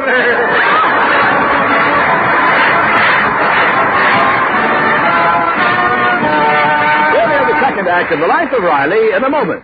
Oh, Ken, they're singing the praises of Prell, Procter & Gamble's Radiant Cream Shampoo in the handy tube. That's right. Prell's something to sing about for two reasons. First, it's Prell for hair shining with radiance, because Prell can't leave a dulling soap film. Prell leaves hair soft and smooth, radiantly lovely. Second, Prell's wonderful for unsightly dandruff. Yes, doctors' examinations prove that Prell removes unsightly dandruff in as little as 3 minutes, and that regular Prell shampoos control it. And Prell rinses out fast, even in hardest water. That Prell tube's something to sing about, too. No waste or spill, no broken bottles. So for hair radiantly lovely, free of unsightly dandruff, join the millions who ask for... P-R-L-L-L shampoo. Leaves hair radiant, gleaming bright. Not a bit of dandruff is in sight. Comes in a tube, handy too. P-R-L-L-L shampoo. By Prell Shampoo. And now back to The Life of Riley with William Bendix as Riley. Mrs. Riley is telling the story of the Riley's first marital rift to a young man who's having the same problem. And so that's how Riley and I happened to split up. And Mr. Riley went home to his mother? Yes, and I stayed alone in the flat. We were both pretty stubborn and pretty silly. Neither one of us would make the first move to patch things up. Well, how did you get together again? Well, one day I was sitting home moping when little Jenny Watkins, she was our neighbor's little girl, well, she came rushing into the house very excited. Mrs. Riley! Mrs. Riley! Oh, Jenny! Well, what's the matter? He's back. He's come back. My husband? No, your father from South America. Oh, Papa! And you should see what he brought you. A little baby monkey. What? A little baby monkey. He's coming up the stairs. Oh, you should see that monkey. Ken, that's the monkey. Peggy, my child. Oh, Papa, I'm so glad you're back. It's good to be back. Let me look at you. You don't look well, Peggy. Those shadows under your eyes. Oh, well, I'm all right. Papa, why didn't you write when you were coming? I wanted to surprise you. Look what I brought you. I remember when you were a little girl, you always wanted a monkey. Oh, he's cute, Papa. Can I play with him, Mrs. Riley? Well, later, Jenny. You run along now, honey. Okay, Mrs. Riley. Look, Peggy, look, the monkey's going through your purse. By the way, where's that big baboon you've got? Baboon? Your husband. Chester. Well, we're not living together anymore. What? Yes, he's Left a few months ago. Deserted you, huh? I knew he was that kind. I told you so. Well, you're better off, child. But he didn't desert me. Anyway, I'd rather not talk about it, Papa. Peggy, don't tell me you're still in love with that oaf. Me? In love with him? Why, I should say not. I'm through with him. For good. Well, now you're showing some sense. Oh, what's the matter with the monkey? Look how he's holding his stomach. Oh, he's just a little off his feed. The sea voyage. You better have a veterinarian look him over. Why, Bill, maybe I better take him out in the backyard and give him a little fresh air. Good idea. Come on, out we go. Poor little girl. When I think of what that big lummox... Come in. Excuse me, it's Peggy. Mr. Parker, you're back. Welcome home, Pop. Get out of this house, Riley. But, Pop... Don't pop me or I'll pop you. You've got your nerve showing up here. Haven't you made my little girl suffer enough? I know. I shouldn't have stayed away so long. That's why I came to ask you to take me back. It's too late. She's through with you for good. She told me so. She couldn't have said that. Not Peg. When we got married, she said we're like Romeo and Juliet. Please, don't tell Peg her Juliet has come back to her. She doesn't want to have anything to do with you. My lawyer will get in touch with you. There'll be the usual settlement, of course. Settlement? Yes, the alimony. Alimony? Well, you've got your nerve. You expect me to... I ain't taking no alimony. I got my pride.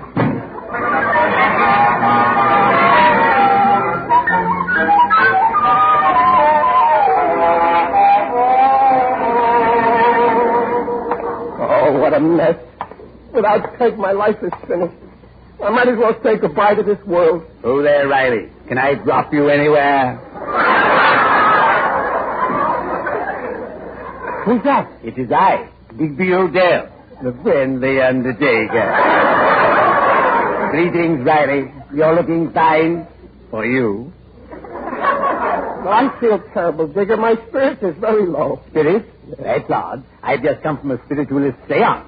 We all sat around the table. The medium placed a box on the table. Then the box rose into the air and moved out of the room by itself. Well, how did they do that? I wish I knew. If I were able to do that, I could lay off 6 men.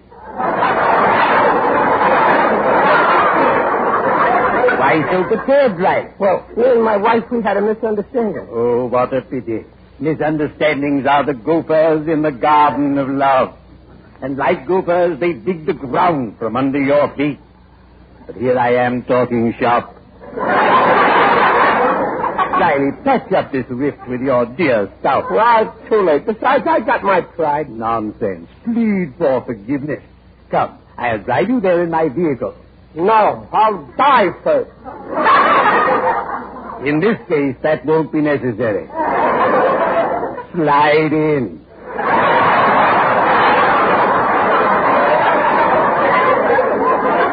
It's no use. I'm going to see a lawyer about a divorce. I'm afraid you haven't got an airtight case.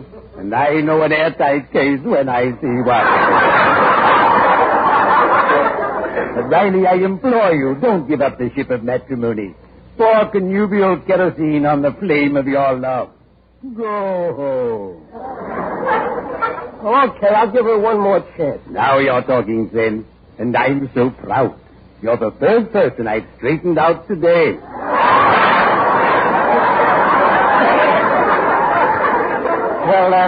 Well, thanks, Digger. But you're the only one who said thanks. Well, cheerio. I'd better be shoveling off.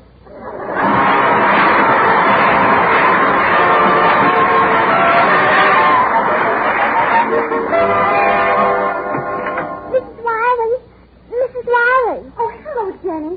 Oh, say, I'm busy now, dear. The doctor's here to examine the little monkey. I know. Is he all right? Oh, yes, he'll be fine, but he needs a special diet. Oh, sure, he's still a little baby. Well, run along now, will you, honey? Bye, Mrs. Riley. Goodbye, dear.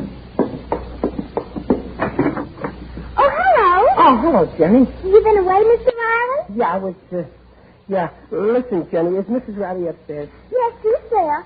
The doctor's there, too. Doctor? What doctor? Is she sick? Didn't you know? He had to call a doctor on account of a little baby. Baby? What baby? Where did you see it? It just came. A baby! Out of my way! Oh, my poor Peg, I didn't know. Why didn't she tell me? Oh, my poor little wife. Oh, excuse me. Why don't you look out, young man? I'm sorry, I'm in a hurry. You knocked my bag out of my hand. I'm sorry. Here's your bag. Bag? You must be the doctor. Yes, I am. Oh, I'm Riley. Is everything okay? Oh, now, don't worry. Everything is all right. Oh, thank heaven. And how's the little... Fine. He's the cutest little monkey I ever saw. He? It's a he. I always wanted a he. How much did he weigh? Oh, about 7 pounds. Fine specimen. Oh, that's wonderful. I got to see my wife. Just a minute, Mr. Riley. Yeah? You can save me a trip to the drugstore. Oh, sure. I'll go right away. Here, a list of supplies you'll need. Supplies? Yes. Yeah. Let's see. Bottles, nipples, absorbent cotton, small blanket. Oh, this is going to be fun. Evaporated milk, 5 pounds of peanuts.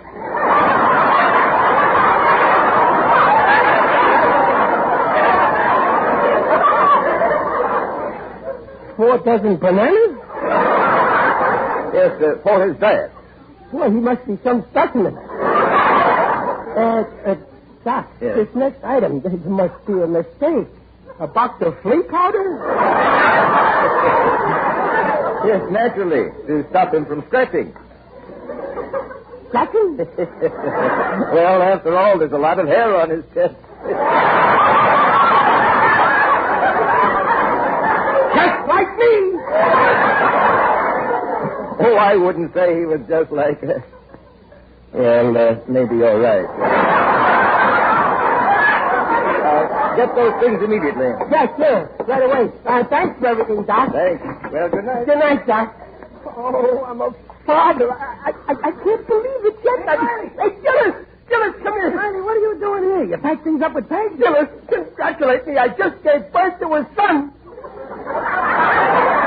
Honey? Well, I mean, Peg did. You're kidding. No, honest, the doc just left. But I didn't know. I seen her yesterday. She didn't say she was... Well, I didn't know either. She kept it a secret. Ain't she clever? I'll say she is. Hey, this calls for a celebration. Well, you betcha. I'm a father. Here, have a puff off of my cigar. What is it, a he or a she? Well, it's a he, of course. I wouldn't have no she. Oh, he's a fine specimen. Can I have a look at him? We should. Come on. I ain't seen him myself yet. Now, we gotta be quiet, you know. Tiptoe. Peggy, sweetheart. Peggy, honey. Oh, little mother. Wait. Gillis, there's my son in that basket. Holy smoke! Riley, that's he looks just like me. Look at him jump. The guys are coming to Bureau.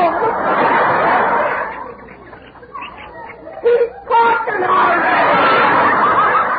He just called me Dada. Riley, for the love of God, look at him. He's hanging from the chandelier. By his tail yet.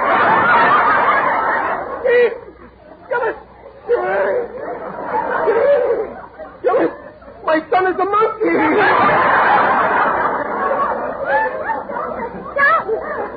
Oh, Riley, darling, you came back. Oh, Peggy, sweetheart, Peggy, I thought, I didn't know. Oh, everything will be all right now, dear. We'll never be separated again. I know, but, Peg, didn't you have a baby? A baby? Of course not. Then that monkey there ain't my son? What a revolting development this is.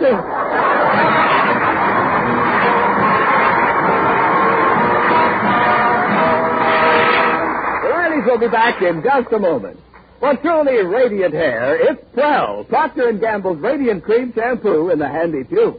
This is Carl Van Netzrat of El Paso, Texas, right? Since using Prel, I've had so many compliments on how lovely my hair looks, I never fail to recommend it to all my friends. My motto is, try Prel once, you'll use Prel always. Yes, one trial will prove that Prel's wonderful for 2 reasons. Removes unsightly dandruff quickly. Leaves hair radiant.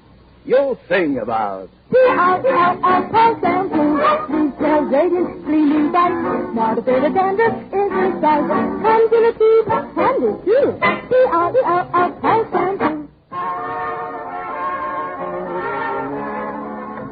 Well, here's the Coke. Help yourself, Henry. Thanks. Now, where was I? Oh, yeah, I was telling you how Peg and me split up. Well, did I go crawling back to her? No, sir. Riley, I told Henry the story. Oh. Everything? Even about the little... Even about the little... Oh, there you go again, Peg. That's the second time you made a monkey out of me.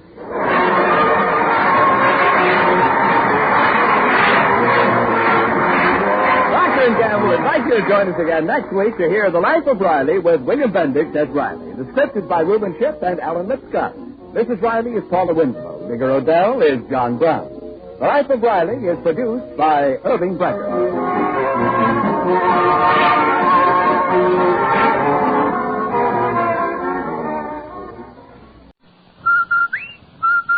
Andy, did you hear that? Come on. Did I hear what? That whistle. That's the Rinso White whistle. And Rinso means us. That's right. Rinso gets clothes Rinso White. Rinso presents the Amos and Andy Show.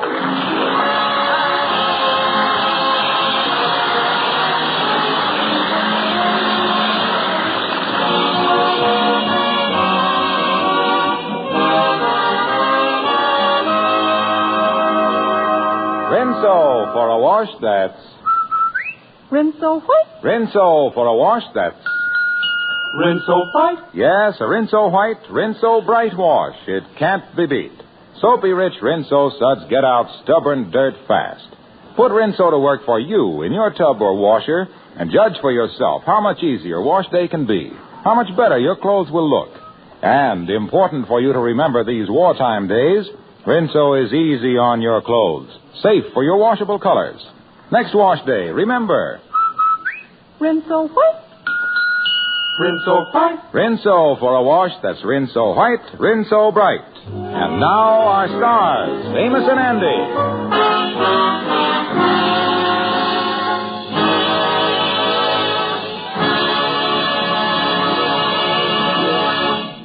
Usually we listen to Andy get into trouble, but this time we find him already in it. In order to impress a girl, Andy asked her to fill out his income tax blank and listed his income as $7,000 for 1944. Andy didn't know that she worked for the Income Tax Bureau, and she filed the return. At the moment, Andy's in his office telling the details to Amos. So the way things stand now, Amos, according to the tax return that done got filed by mistake, the government thinks that I earned $7,000 last year. Yeah, that's a lot of money, Andy. Yeah, but that ain't the worst. On that income, I now owe the government $1,200 income tax. $1,200 income tax when all you really made last year was $250. Yeah, that's right. In other words, you owe them 5 times as much as you earn. Andy, that's certainly more than the government expects anybody to pay. Yeah, but from what I hear about it, it ain't much more. Well, you ain't got $1,200. What is you going to do? Well, I don't know, Amos. I was thinking I might write Mr. Morgenthau a letter and see how he'd feel about putting me on an easy payment plan. $1,200 at 10 cents a week.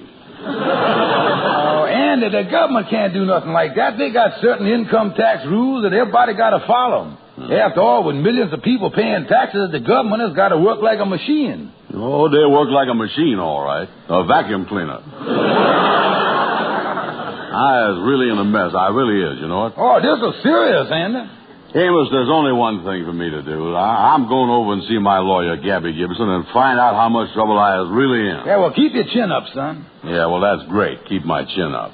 If I is in the trouble I think I is in, they're going to send me to prison. To Sing Sing or Leavenworth or Brookville. Andy, Brookville's a woman's prison. I still wouldn't like it.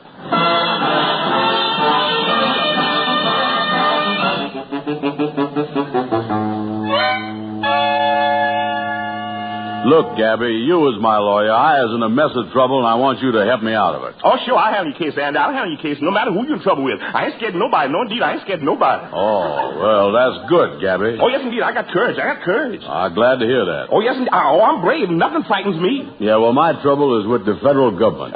Shake hands with a coward. Gabby, you mean you was afraid to handle a case against the federal government? Yes, I is, Andy. Yes, I is. I sure is. You see, when you messes around with the federal government, it gets so Alcatraz-y. Well, look here, Gabby. Before you give up, let me explain the thing to you. By mistake, a wrong income tax return done got sent to the government saying that I done made $7,000 last year, and I owes a tax of $1,200, when all I made was $250. Now, wait a minute. Let me get the facts straight. The $250 you made, you didn't list. And now you got to pay $1,200 that you ain't got on $7,000 you never made. Yeah. You think I can beat the case, Gabby? You might on one grounds. What's that? Sheer confusion. But my own personal opinion is, Andy, they got you. Oh, yes, indeed. You're really in trouble. Yes, indeed. But look, Gabby, please. Now think. Ain't there no legal angle that applies to this thing? Well, maybe it is. Let me think a second. Yes, Andy, there is something. There definitely is. This all comes under the federal housing bill. The federal housing bill. The federal housing bill? How you figure that? If you don't pay that bill for $1,200, the federal government going to take care of your housing. That's federal housing bill if I ever heard it.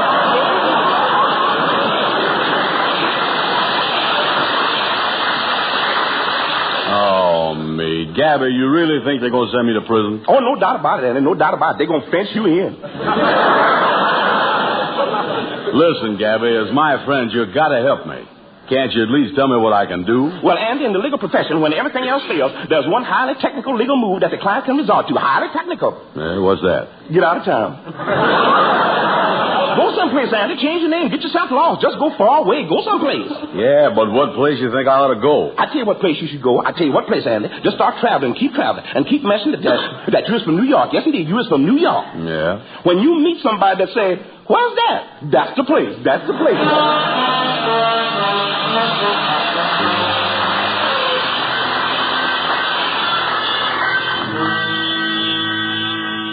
Brother Andy, I've given it to you straight from the shoulder. Me and the Lodge brothers is going to help you get train fare out of town. Lighton is taking up a collection now. Yeah, well, that's all I want to do, Kingfish, get out of town. Yeah, the reason we doing it is because we don't want nobody around here that broke the federal law. We don't want your name associated no longer with our Lodge. Yeah, I know, Kingfish. I know I was outcast. But don't worry. The name Andrew H. Brown ain't never going to bother nobody no more. Because I done like Gabby say. I done changed my name. I even got cards printed up with my new name on them. Yeah, that's a good idea, you know. And here's one of the cards right here. See how this sounds. Yeah, let's hear it. John Lucas, formerly Andrew H. Brown. And how can you be that dumb? Formerly Andrew H. Brown, printed right on the card. That's a dead giveaway. Cheers, huh? Yeah, give me that card. I'll change the thing so ain't nobody gonna know who you really is. Yeah. Let me get my pencil here. Here. That do it. How do it read now? John Lucas, no connection with Andrew H. Brown. Yeah, boy, that's a lot better. Now, let's get back to this map here and see where I'm going to go when I leave town. Mm-hmm. I want to go someplace where the FBI's ain't going to come after me. Yeah, well, let's see the map here. And I think I got just a place here. Yeah, here it is right here, Death Valley. Death Valley? Yeah, nothing goes there. There's no water, no nothing. The FBI's would never dream of looking for you there because they know that nobody can stay alive in Death Valley. Well, wait a minute here. Then how does I stay alive there? Well, Andy, you can't have everything, you know. Listen, Kingfisher, don't hit me. There must be some place in the Midwest. Lightning, come on in with the collection. Hello, Lightning. Kingfish, I done passed around the hat like you told me. Good, Lightning. Let me look in the hat and see how much you got there so we can see how far Andy can go, whether it's just the Middle West or clean out to California. Yeah, see what's in there. What's the news, Kingfish? And how would you feel about hiding out in Brooklyn?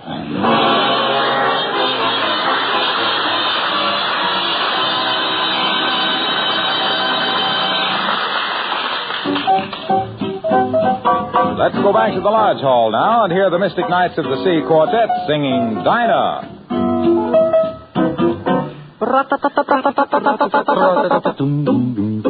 Oh, Dinah, is there anyone finer in the state of Carolina. If there isn't, you know her, we'll surely meet a diner. With the Dixie eyes blazing, how I'd love to sit and gaze into the eyes of Dinah Lee. Every night, why do I shake with fright? Because my Dinah might change her mind about me. Oh, Dinah, if she wanted to China, I would hop an ocean liner just to be with Dinah Lee.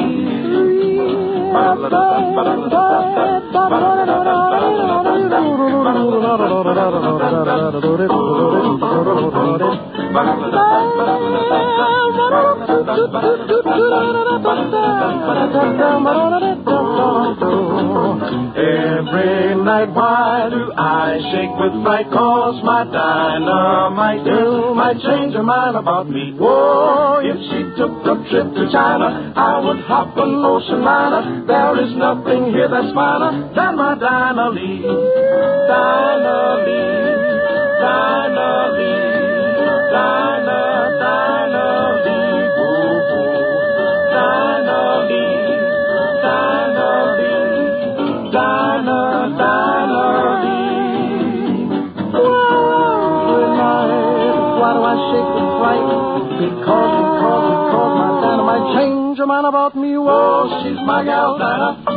There's no one finer. Oh, I'd take a trip to China just to be with Dinah. Just to be with Dinah Lee.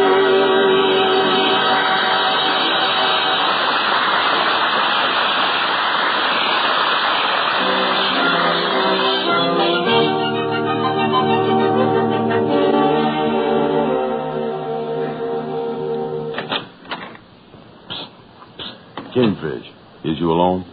Anna, what you doing coming around here? We don't want you around the lodge no more. What you mean? We done kicked you out of the lodge. We got a reputation to uphold, and you done smudged it up. Therefore, I had to move that we move you out.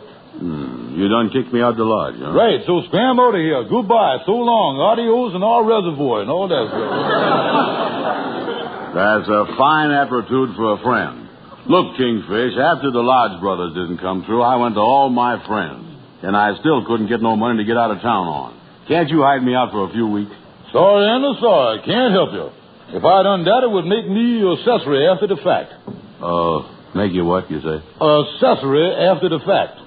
Explain that to me. Explain it to you? Yeah.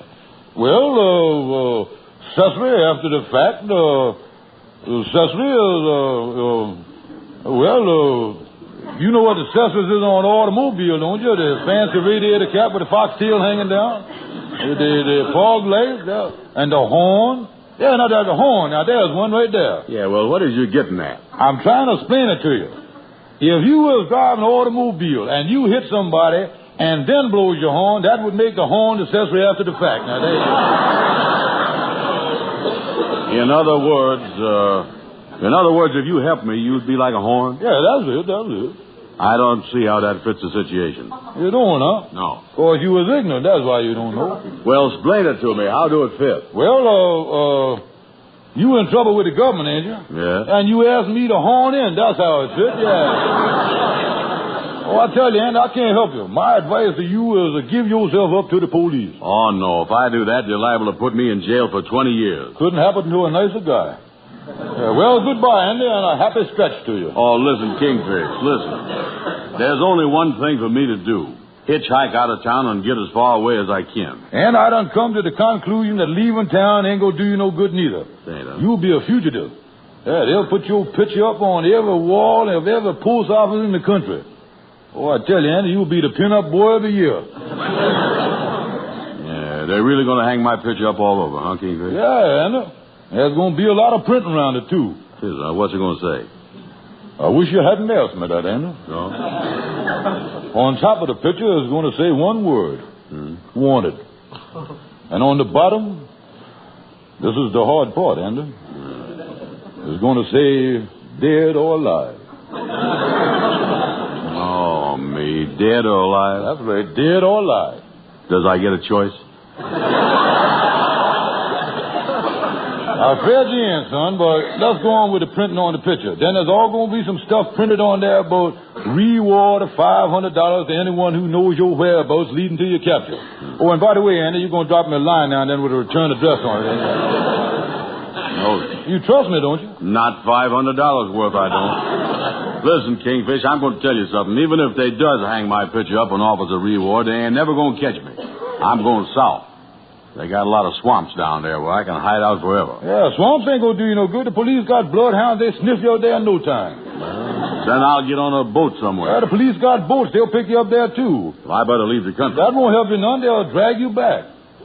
You know I have more trouble with you than I is with the police. Well, I ain't trying to scare you, Andy, but when that FBI spread out that net, you really going to see some fishing. I is, huh? Oh, yeah. In fact, I see it in the paper just yesterday, where the FBI solved 200 cases this week and had 7 clues left over. That's what they done.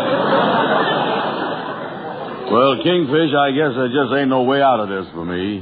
Oh, me. Why did I have to go and pretend that I was a big businessman to that gal? Yeah, well, it's your own fault, Andy. You don't see me pretending I was a big businessman. I ain't working, and I don't make no bones about it. I was free as a bird. No business worries to worry about. Excuse me a minute. Hello, Kingfish speaking. Hello, Kingfish. This is Henry Van Porter. Say, you know that trouble Andy's in? Yeah. I just checked with my company lawyer, and I find out that Andy ain't got nothing to worry about. If he files a tax return on $7,000 by mistake, instead of his true income of $250, he don't have to pay $1,200 tax. Oh. The company lawyers say that any man to do that just has to go down to the income tax office and tell them that it was a mistake. They'll give him his return back, and he can file a new one. Or he can have his auditor, if he's got one, go down there and do it for him. Of course, that would cost a fee. Yeah. Well, that's all there is to it. Will you give Andy all these facts when you see him? Yeah, okay. What was that, Kingfish? Wrong number. That was the longest wrong number I'd ever hear. Well, then, if you'll excuse me now, I got some work to do. You know, when you was running a business like I is, you can't neglect a thing. Running a business? You just got through telling me that you wasn't in business. Ain't I told you about my new business? No, what business you in? And I was happy to tell you that I was ordered to specialize in correcting false income tax returns in the $7,000 bracket. You mean like mine? Oh, that is right. You did have one like that, didn't you? Yeah, Colleen forgot about it.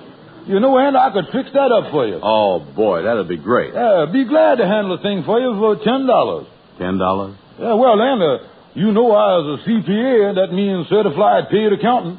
Us CPAs ain't allowed to do nothing for nothing. That's the OPAs, WPA on the CPAs. Can't mess around with them ears.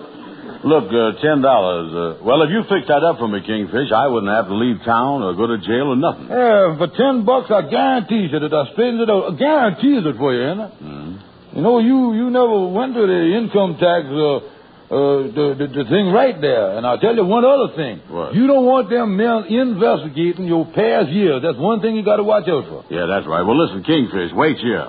I'll go right over to Shorty's barber shop and borrow $10. Don't go away.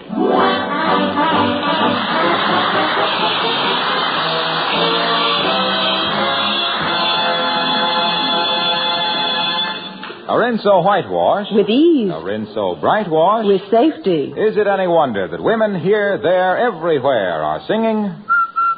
Rinso white. For a wash that's white as it can be. Rinso bright. B-R-I-G-H-T. Yes, Rinso keeps your colors bright. It's our portrait for a wash so white. Here's great advice, you can't go wrong. Rinso white. Rinso bright. Happy little wash day song. Plenty of reason to be happy on wash day with Rinso's soapy rich suds on the job. No hard scrubbing or boiling, just a short soaking with Rinso, a few quick finger rubs on extra soiled places, and clothes are ready to rinse. And Rinso's anti-sneeze. Right. Rinso's the only soap made by patented anti-sneeze process. The only granulated soap that's 98% free of sneezy soap dust. So next wash day, remember, a Rinso whitewash. With ease. A Rinso bright wash. With safety.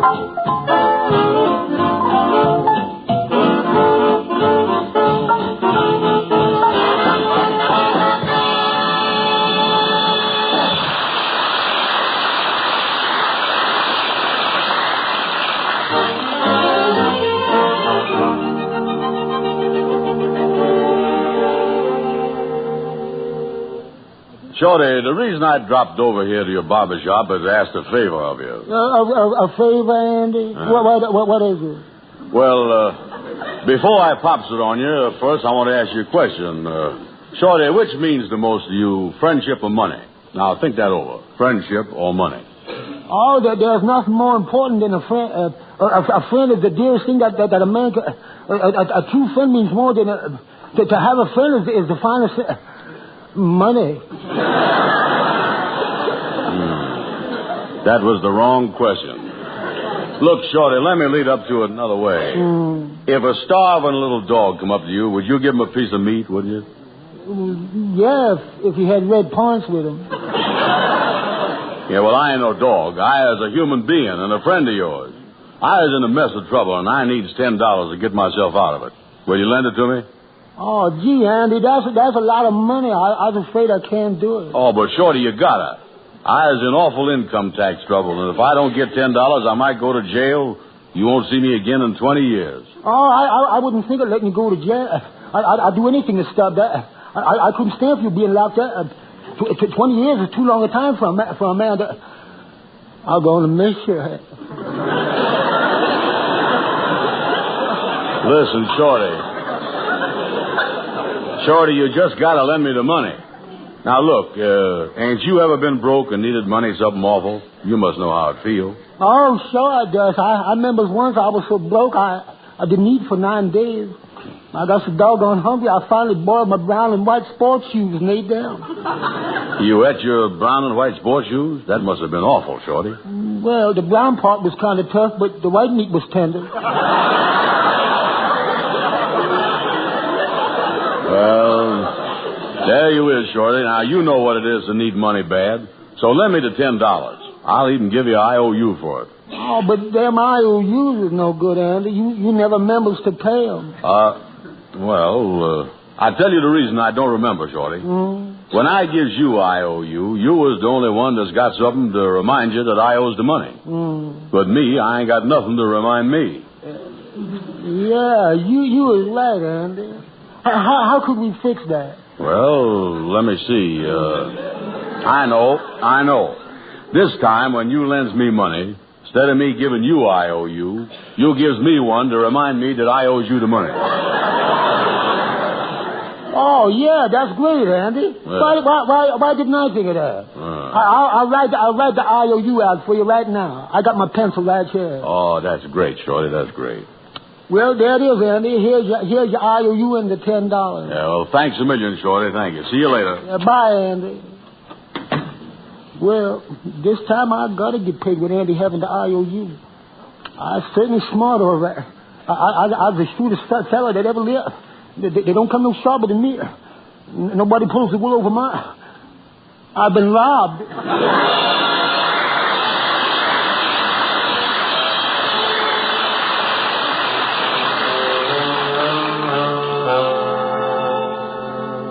Oh, I tell you, Amos, I'm nervous as a cat. I can't wait till the Kingfish get back from that income tax office. Yeah, well, calm down now, Andy. Worrying yourself sick ain't gonna help you none. Well, how can I calm down?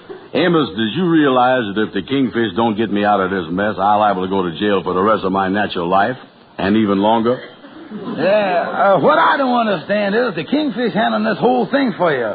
How did that happen? Well, we were sitting in the lodge office, and I remember he got a telephone call that it was the wrong number. And right after that, he remembered that he was a great auditor. Yeah, tell you the truth, Andy, I don't think that he's going to be able to do nothing for you down there at the income tax office. Well, I just hope... Wait a minute. Well, boys, here I is, the great auditor, George Kingfish Stevens. Oh, Kingfish, you was back. Yeah, what happened, Kingfish? Yeah, I can't wait. Is iron to clear? Andy, it's all fixed. You ain't got to pay the $1,200, and you ain't got to go to jail. Yeah, I got your income tax return back, and your worries is over. Here you is. Oh, good. Oh, Kingfish, I got to hand it to you. I never thought you could do it. Oh, yeah, I feel like a new man. Now, say, Kingfish, you ain't got me in no trouble down there. You told him the truth? Andy, I told him it was impossible for you to have $7,000 a year income. Yeah, I told him that you couldn't make that kind of a money because you was nothing but a dumb, ignorant, lazy bum. Well, I'm glad that you ain't had a lie about me.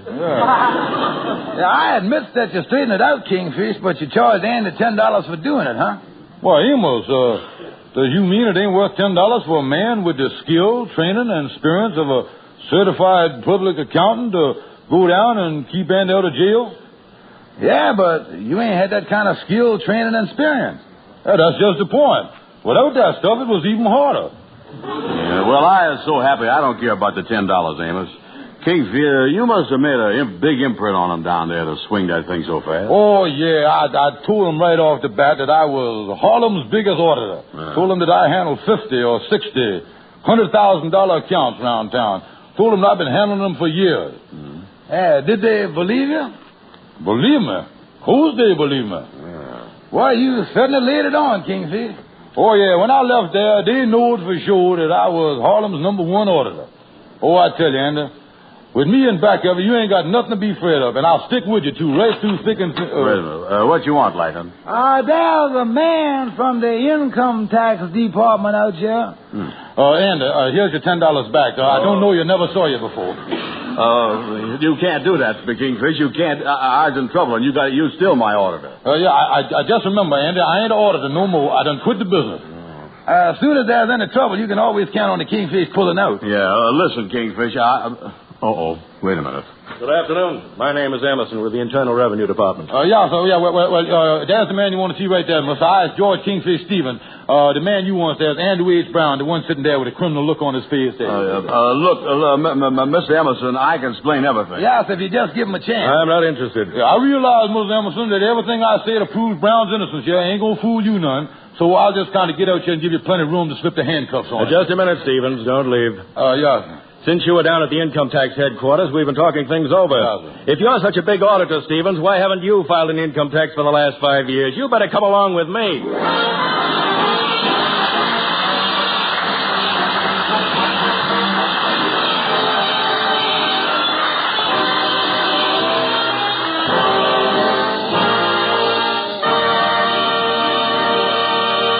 Amos and Andy will be back in just a moment. I'd just like to remind you that there's a difference between a whitewash and a wash that's rinso white. And there's a big difference between a bright wash and a wash that's rinso bright. You'll see that difference yourself first time you hang a rinso wash on your line.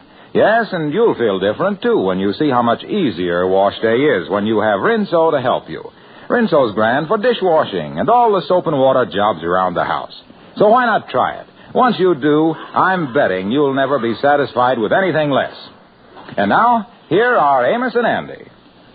Ladies and gentlemen, never in the history of the world has there been a more sincere, honest, deserving cause than your Red Cross. Won't you please help them? The Red Cross is truly the angel of mercy to every fighting man the world over. Help them, folks. They need it. Thank you. Good night. Good night.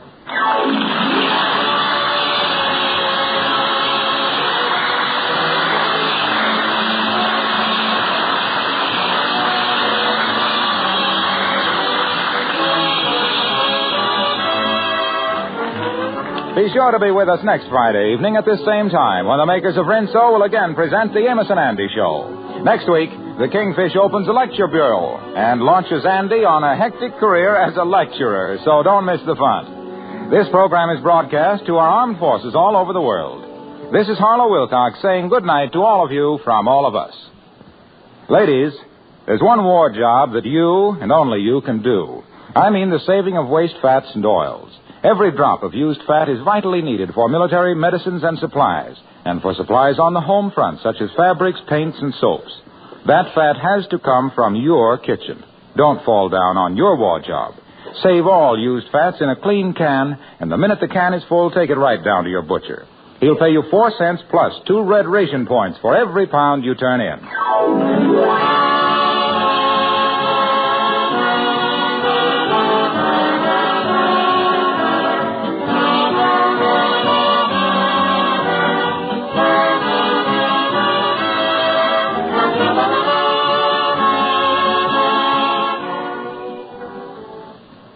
Say, try Lifebuoy in your next tub or shower. You'll go for that swell Lifebuoy lather. It's mild, efficient, and refreshing. But Lifebuoy's more than a great bath soap. It's a soap that's made especially to give all-over lasting protection against BO.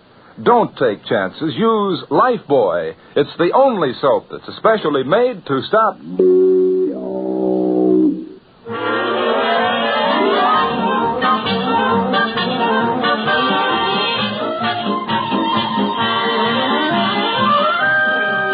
This is the National Broadcasting Company.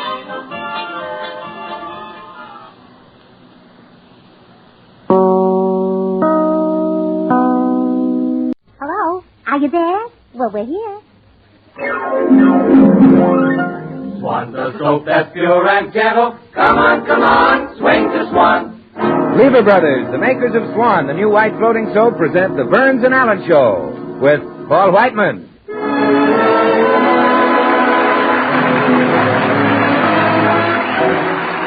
Our singer, Jimmy Cash. Yours truly, Bill Goodwin, the 6 hits and a miss.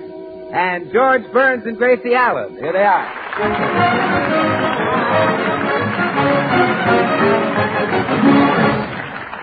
Well, today George and Gracie are discussing a subject that most husbands never mention to their wives. In fact, it's a subject that never arises in the average American home. Let's listen. Gracie, you've been spending too much money. Look at this budget for November. Well, it's ounces. We're not spending any more than we make. I know, but that's the trouble. Some of the items in this budget are ridiculous. Milk for cats, $2? We haven't got any cats.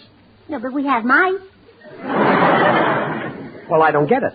Well, if I put bowls of milk all around the house, the mice will think we have cats and they'll be afraid to come out of the hole. Oh, fine. And some night I'll kick over a bowl of milk and ruin the rug. Oh, you're right, dear. I hadn't thought of that. Oh, I know. I'll scare the mice with milk that doesn't splash. Milk that doesn't splash? Sure, cheese. Yeah, that'll scare the mice to death. Oh, I'll answer it. Okay, dear. Oh, it's the postman. Good morning, Mr. Postman. Good morning, Mrs. Burns.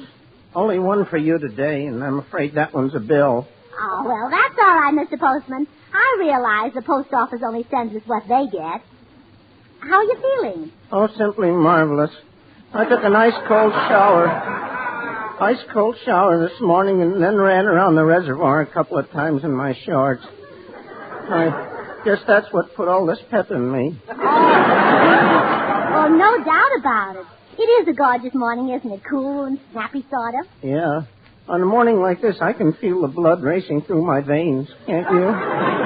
Well, no, I can't, but then you're much closer to your veins than I am. Yeah, that's true. Well, goodbye, Mrs. Burns. Remember, keep smiling. Any mail, dear? Oh, it's just a bill. Probably for my new hat. It only costs $12. $12? Well, George, I only buy what I absolutely have to. Just bare necessities. Is a $12 hat a bare necessity? No, but I didn't want my head to be one. Gracie, you don't need any more hats. And today, when you buy anything you don't need, you're taking something away from our fighting men. Oh, well, gee, I never thought of that. I'll wrap up the hat right away. That's the idea. I wonder who would look better on, a soldier or a sailor.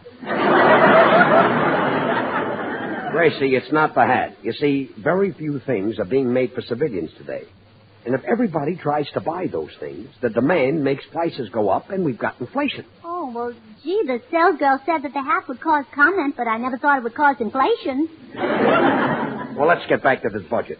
What's this silly item? Bicycle pump, $1. Well, that's an economy. That'll save us lots of money on breakfast food. A bicycle pump will save us money on breakfast food? Well, yeah, from now on we'll puff our own rice. Yes, that'll save us a fortune. And what's this? Rose bushes, $75. Well, you know that florist who has that lovely big greenhouse just off Glendale Boulevard? Yes. Well, I happened to be out in that direction yesterday and went through it. Yeah, but I don't see any rose bushes around here. Where are they? Well, there's one still stuck in the bumper of my car.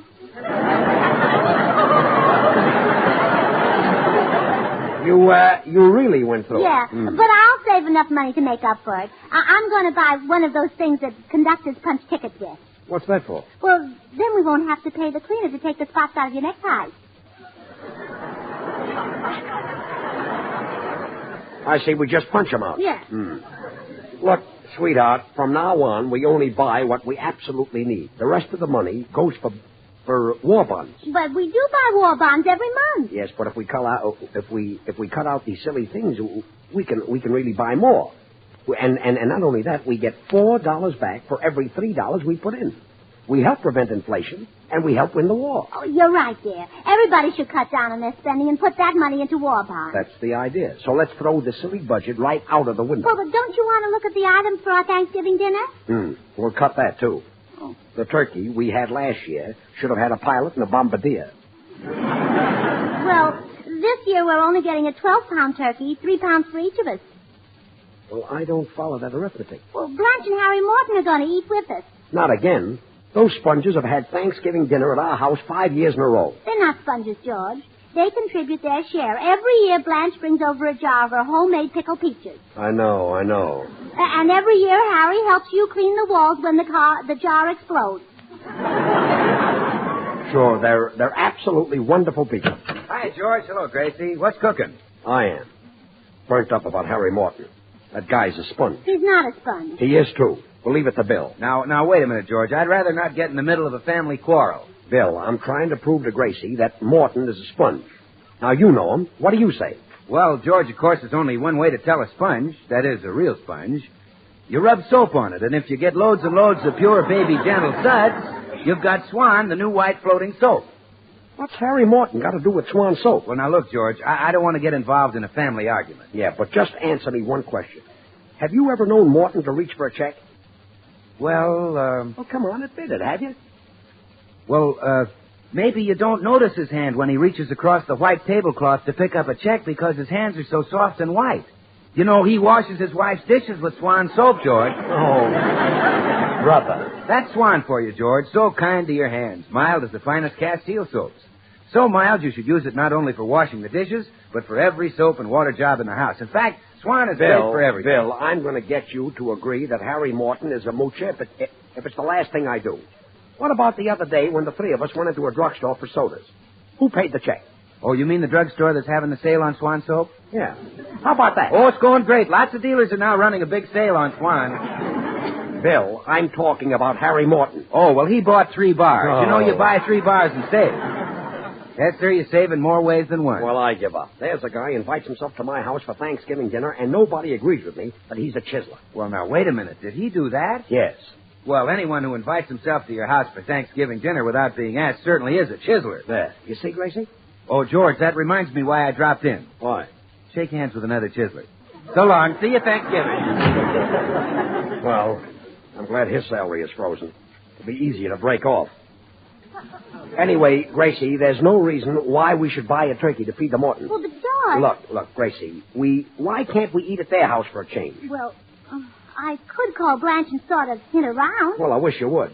Of course, I don't want you to be too blunt about it. Oh, don't worry, George. She won't suspect a thing. I'll be very subtle about it. Hello? Hello, Blanche. This is Gracie. How about inviting us for Thanksgiving dinner this year? That's very subtle. What did you say, Blanche?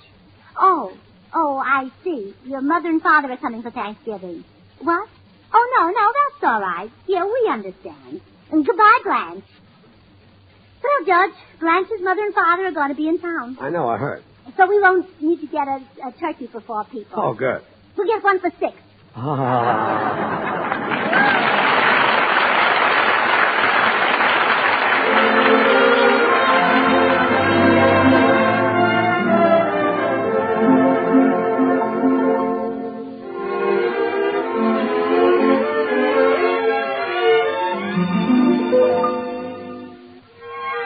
This is Paul Whiteman, and here's Jimmy Cash voicing the hopes of millions of people all over the world.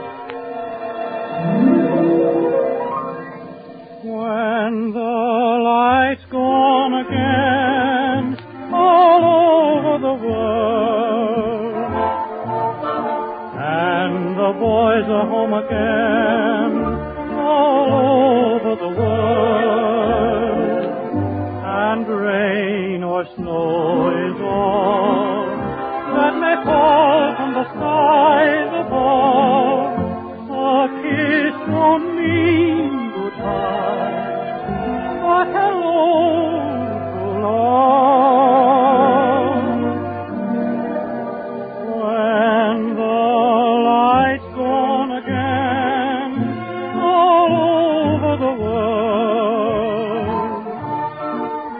and the ship will sail again all over the world. Then we'll have time for things like wedding rings, and free hearts will sing. When the light's gone again, all over the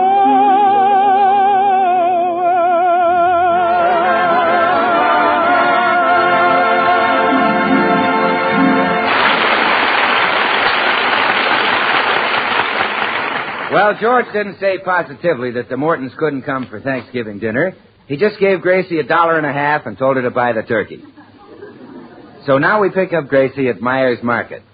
Oh, Mr. Myers. Oh, good afternoon, Mrs. Burns. Well, now, I'm in sort of a hurry. Can you wait on me right away? Why, of course I can. What would you like? Well, I'd like to place an order for... Gracie, darling! Patsy Sagwell! Oh, my, it's good to see you again, Gracie. Where have you been keeping yourself? Oh, around. Where have you been? Oh, here and there. Oh, hell, no wonder we haven't seen each other.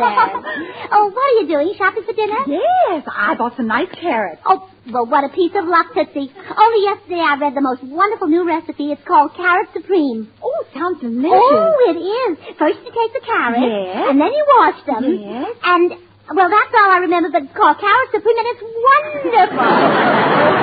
Oh, I can't wait to try it. Oh, dear. Mr. Myers has wandered off somewhere. Mr. Myers? Yes, Mrs. Burns. Look, I don't want to be a pest, but I am in a hurry, and could you wait on me now? Right away. What would you like? Well, I'd like... Oh, Tootsie, I noticed you're carrying a hat box. Yes, I got a new hat at Sally's. Well, I got a new hat, too, but George made me send it back. Is he trying to act like a man again? Well, he was right this time. We're cutting our budget down, and besides, the hat was pretty extreme. What are the new creations? Well, yeah, with a military motive. The hat had a flat top, and when you leaned over, a little toy airplane took off. Oh, how adorable. Oh, my goodness, Mr. Myers is gone again. He's much too scatterbrained to run a market. Mr. Myers? Yes, Mrs. Burns. Look, I hate to complain about the service, but I do think you might remember that I'm in a hurry. I'm sorry, Mrs. Burns. What would you like? Well, I'd like it... Oh, Tootsie, look. Look who's driving by the market. Who is it, Gracie? Bill Walsh. Have you still got a crush on him? Not anymore. After what happened Saturday night, I never want to see him again. Why? What did happen? Oh, I invited him for dinner, and I thought it would be more cozy if I locked all the doors. Well, there I was picking broken window glass out of my soup. Well, this is the limit. That silly Mr. Myers has forgotten all about it. Mr. Myers! Yes, Mrs. Burns. Look, if you want me to trade here, you shouldn't keep disappearing when you know I'm in a hurry. Okay, Mrs. Burns, what would you like? How much is turkey? 50 cents a pound. All right, here's $1.50. Give me an 18-pound turkey. Oh, Mrs. Burns, that isn't enough. Oh, yes, it is. We're only having 6 for dinner. No. $1.50 would only buy that little turkey over there. He only weighs 3 pounds. Why didn't you pluck his feathers out like the others? Well, he might not like it. You see, he's alive. Oh. Say, I've got an idea. I could fatten him up, and then the Mortons could come to dinner, and it'll only cost George $1.50. Mr. Myers, I'll take him. Okay, Mrs. Burns, I'll get it. Gracie, what does George say if you bring a live turkey in the house? Oh, gee, I never thought of that. He'll be mad. He even had a fight with Herman this morning. Did he pick on that sweet little duck? Yeah, George yelled and yelled, but Herman didn't say a word. He just sat there quietly in the nest he'd made of George's shorts. Oh, such a darling. Yes. Oh, I know. I'll sneak the turkey in. Tootsie, would you lend me your hat box to hide it in? Of course I would. I've been dying to show you my new hat anyway. I'll take it out of the box. All right. Now, here's the turkey, Mrs. Burns. No, not by the neck. You hold him by the feet. Oh, all right. Oh, my, his little feet are chapped. Well, he shouldn't be running around barefooted in November. Well,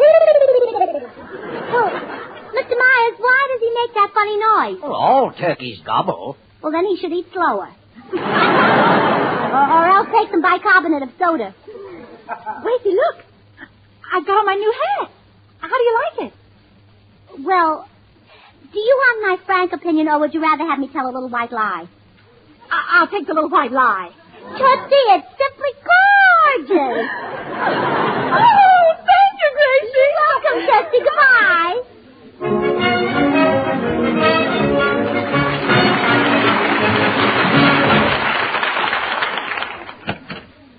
Hello, dear.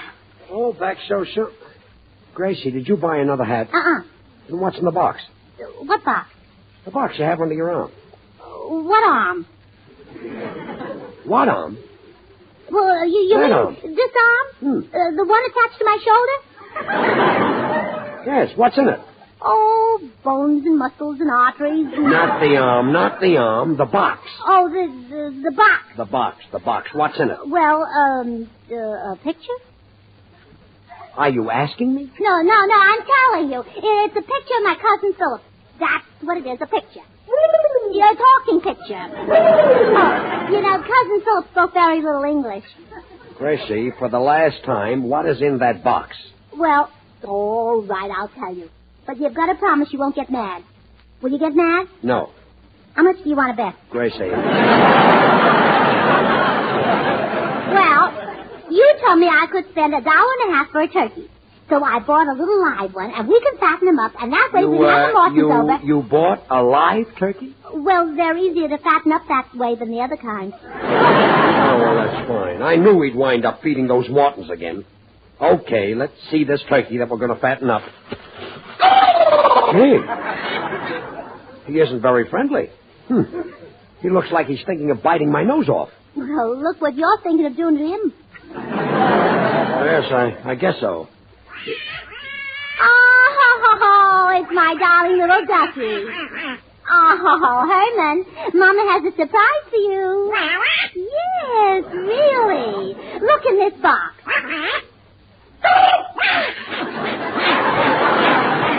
Oh, Herman, don't be frightened. It's only a little turkey.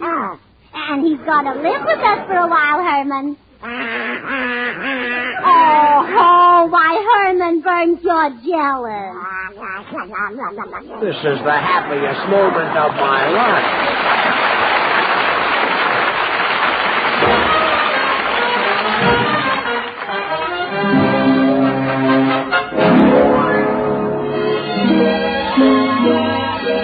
From Irving Berlin's This Is the Army, here's a tune that's coming up fast to be a real winner. The Boys and 6 Hits and a Miss in I'm Getting Tired So I Can Sleep.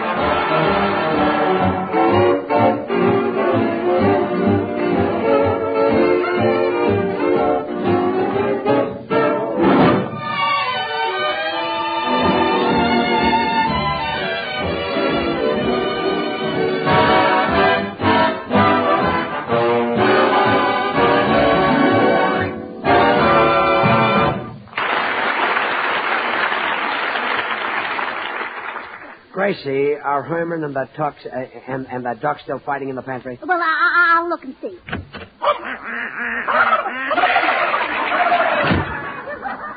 I think they're still fighting.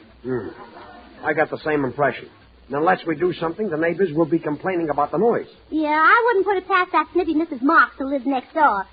She's had it in for me ever since I borrowed her vacuum cleaner last week. I don't know why. Well, maybe you kept it too long. Oh, no, I gave it back to her as soon as I finished cleaning the fish. Very unreasonable woman. Hi, people. What brings you back, Chisler? Well, that's what brought me back. I invited myself over here for Thanksgiving dinner, and then I remembered I have a date with a girl for Thanksgiving. Oh, well, that's too bad, Bill. But, Gracie, you love having her. She eats like a horse. Oh, fine. Well, Bill, your Thanksgiving dinner's in the pantry, and he's fighting with that silly duck. Oh, a live turkey? Well, I better go out and break it up. You know, it'd be just like Herman to bite him in the part I like best. Leave it to me, George. Now, wait a minute. Wait a minute. Just a minute. Don't you birds realize that you get along better in life if you behave yourself and don't fight? Yes, that's so. Now, you take the case of a little swan I know, Herman. He was a good little bird, and now he's famous. They put his picture on every swan wrapper, and he's very proud, because Swan is the new white floating soap that gives you all that pure, mild lather so fast. So you see, Herman, it pays to be a sweet little bird. Yes, that's so. Oh, shut up. Oh, now, wait a minute. I didn't mean that, Herman. I meant you should be gentle, like Swan soap is gentle. It's as mild as the finest Castile soap, so mild that mothers use it to bathe their babies, so mild that it's perfect for anybody's bath or shower. So, Herman, why don't you be mild and gentle, too, and put your wing around a cute itsy-bitsy baby turkey?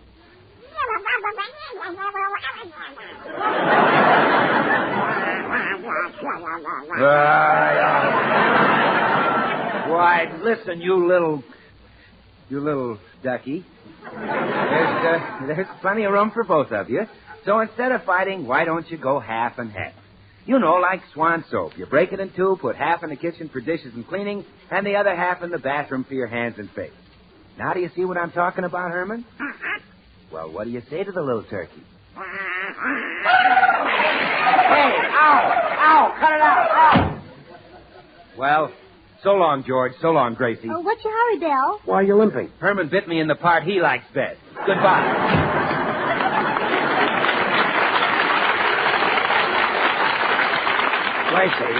Gracie, go into the pantry and stop that fighting or we'll be thrown out of the neighborhood. All right, dear. Oh, now, stop that right now. Stop it. Why, shame on you, Herman Burns. That's no way to treat a little girl turkey.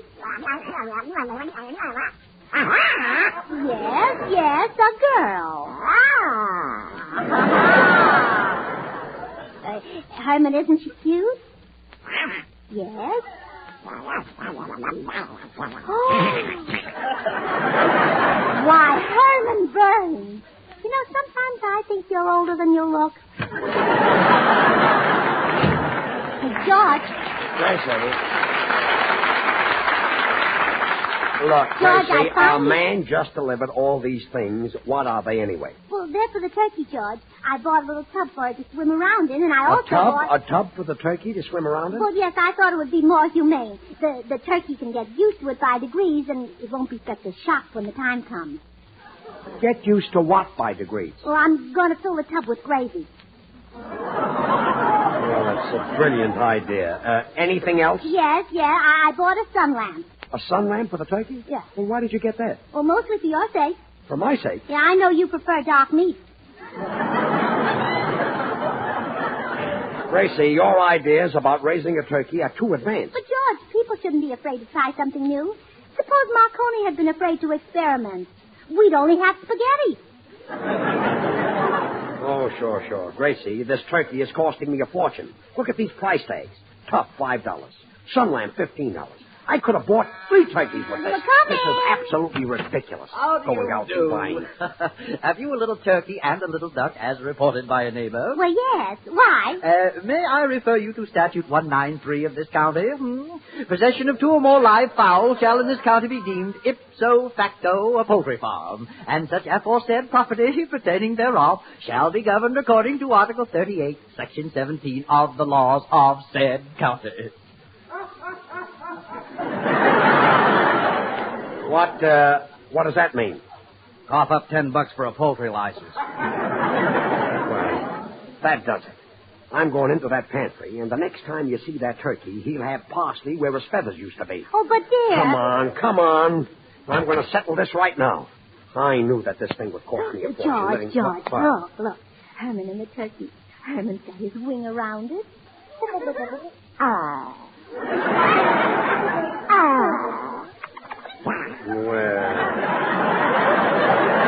that's fine. Get this. Love comes to Herman Burns. George, come inside a minute. What? George, I won't let you touch that turkey. It would be inhuman, that's what it would be. What would be inhuman? To eat our son's fiancée for Thanksgiving dinner.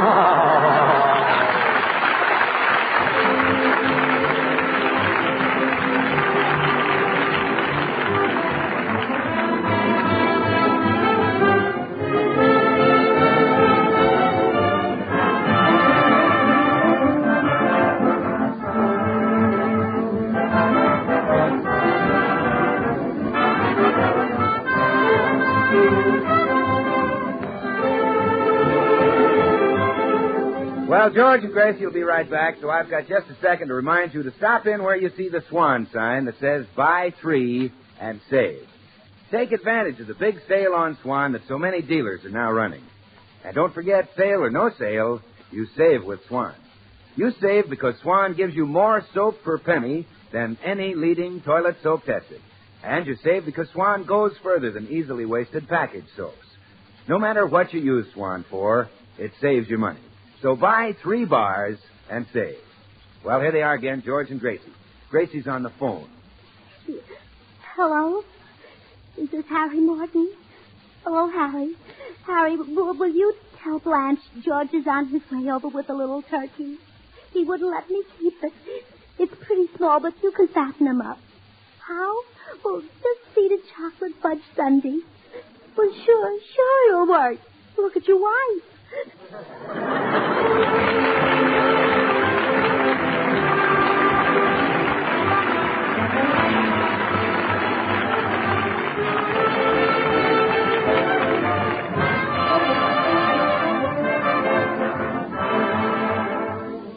Next week at the same time, Eddie Cantor will be George and Gracie's guest, and there's a rumor that Ida might join the Beverly Hills Uplift Society. So the makers of Swan, the new white floating soap, join George and Gracie in inviting you to tune in. Remember, Swan now brings you 2 of radio's top shows. George Burns and Gracie Allen, and Tommy Riggs and Betty Lou over another network. And now till next week, this is Bill Goodwin saying, well, hi, Swan. How about you?